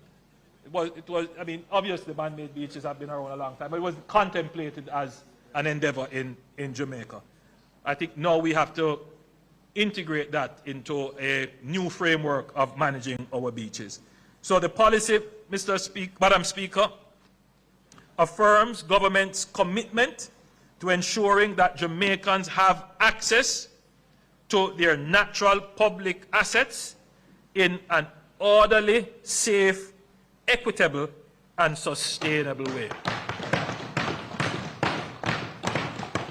Madam Speaker, we want to once and for all end any ambiguity, dispute, or any view that Jamaicans are being dispossessed and disconnected from accessing their beaches. Madam Speaker, last year, we signaled our intention to continue the journey from a minimum wage to a livable wage. And we indicated that the next step would be to increase the minimum wage to $18,500. However, in the aftermath of Hurricane Melissa, many of our businesses are rebuilding, many households are still recovering, and the economy is now navigating yet again another external shock in terms of energy prices and shipping costs. In this context, the government believes it is important to strike the right balance by continuing to improve earnings of workers while recognizing the realities employers face. We therefore propose a measured increase in the minimum wage from $16,000 to $17,000 effective July 1, 2026. This does not represent a departure from our long-term policy objective. The government remains committed to transition from a minimum wage to a livable wage, and as economic conditions stabilize, we will continue the phased increase necessary to realize that vision of the Jamaican worker. So, Madam Speaker, July 1, 2026, the minimum wage will move from $16,000 to $17,000. We continue to make the investment in lifting wage levels because ultimately we are going to have to address the productivity issue. Madam Speaker, we are not a nation that has had it easy. We are a people forged in the fire of history, shaped by struggle and suffering. We know in our bones, in our blood, in the memory carried across generations, what it is to be tested. Slavery could not break us. Colonialism could not diminish us. Poverty could not extinguish us. Debt could not define us. COVID could not stop us. Hurricane Gilbert could not silence us. And Hurricane Melissa, the most powerful storm this earth is capable of producing, could not and did not defeat us. Beyond any doubt, we have proven resilience as a nation. But resilience, Madam Speaker, is not our destination. Our test now is the harder one, the test of whether we have the vision to see in the rubble of what was the foundation of what can be. The test of whether we are bold enough, disciplined enough, and united enough to take everything we have endured and turn it into everything we deserve. To not merely survive, but to soar, to thrive, to move deliberately, decisively, and together from resilience to resurgence. Madam Speaker, I believe we are equal to that task. I know that we are equal to that test. I believe it because from the farmer I met in Westmoreland, standing in a field stripped bare by Melissa, he is already talking about how he's going to prepare for his next harvest. I believe it because of the mother who cleared rubble with her hands so that her children would have somewhere to sleep, not waiting to be rescued, not surrendering to despair, simply doing what Jamaican mothers have done across every generation of our history. I believe it because the young entrepreneur who lost everything, but who is ready to start again. These are not exceptional Jamaicans, they are the typical Jamaicans. And that is the most powerful thing I can say about this country. Jamaica's greatness has never been in our size or our resources. It has always been in our people. The fastest humans on earth are ours. The most recognized music in the world is ours. The most resilient spirit in the world is ours. Madam Speaker, history will record that Melissa was the strongest storm to ever strike the island, but history will also record something else, that the Jamaican people, that the people of Jamaica were stronger than the storm of Melissa. We have proven that we can withstand. Now it is time to show the world that we can build. A Jamaica where every Jamaican in every parish, in every town, in every community on this beloved island can look at their country and say with pride and with certainty, this place was built for me and by me.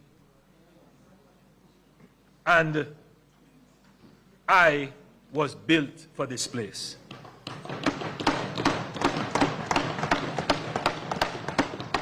That is the Jamaica we are building. Madam Speaker, this remarkable, irrepressible, godless island of our beloved Jamaica is rising. Resurgence is not a promise. Resurgence is not a promise we are making to Jamaica. It is our destiny, and we are claiming it together. May God be our refuge and guide in restoring what the storm took away. And may what we build in its place be greater in strength, richer in justice, more beautiful in spirit, and more Jamaican than anything that came before. Thank you. And may God today and every day continue to bless Jamaica, land we love.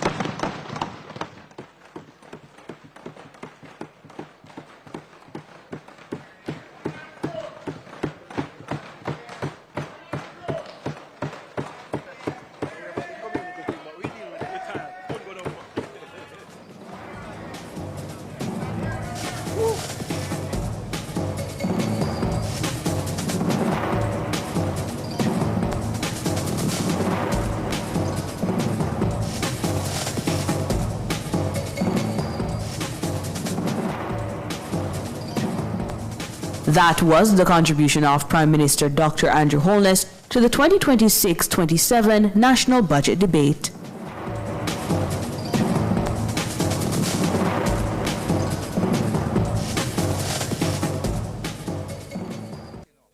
This is an important announcement from the Ministry of Agriculture, Fisheries and Mining. The Ministry of Agriculture, Fisheries and Mining wishes to announce that an animal tagging blitz will take place in St. Elizabeth on Saturday, March 21, commencing at 8 a.m.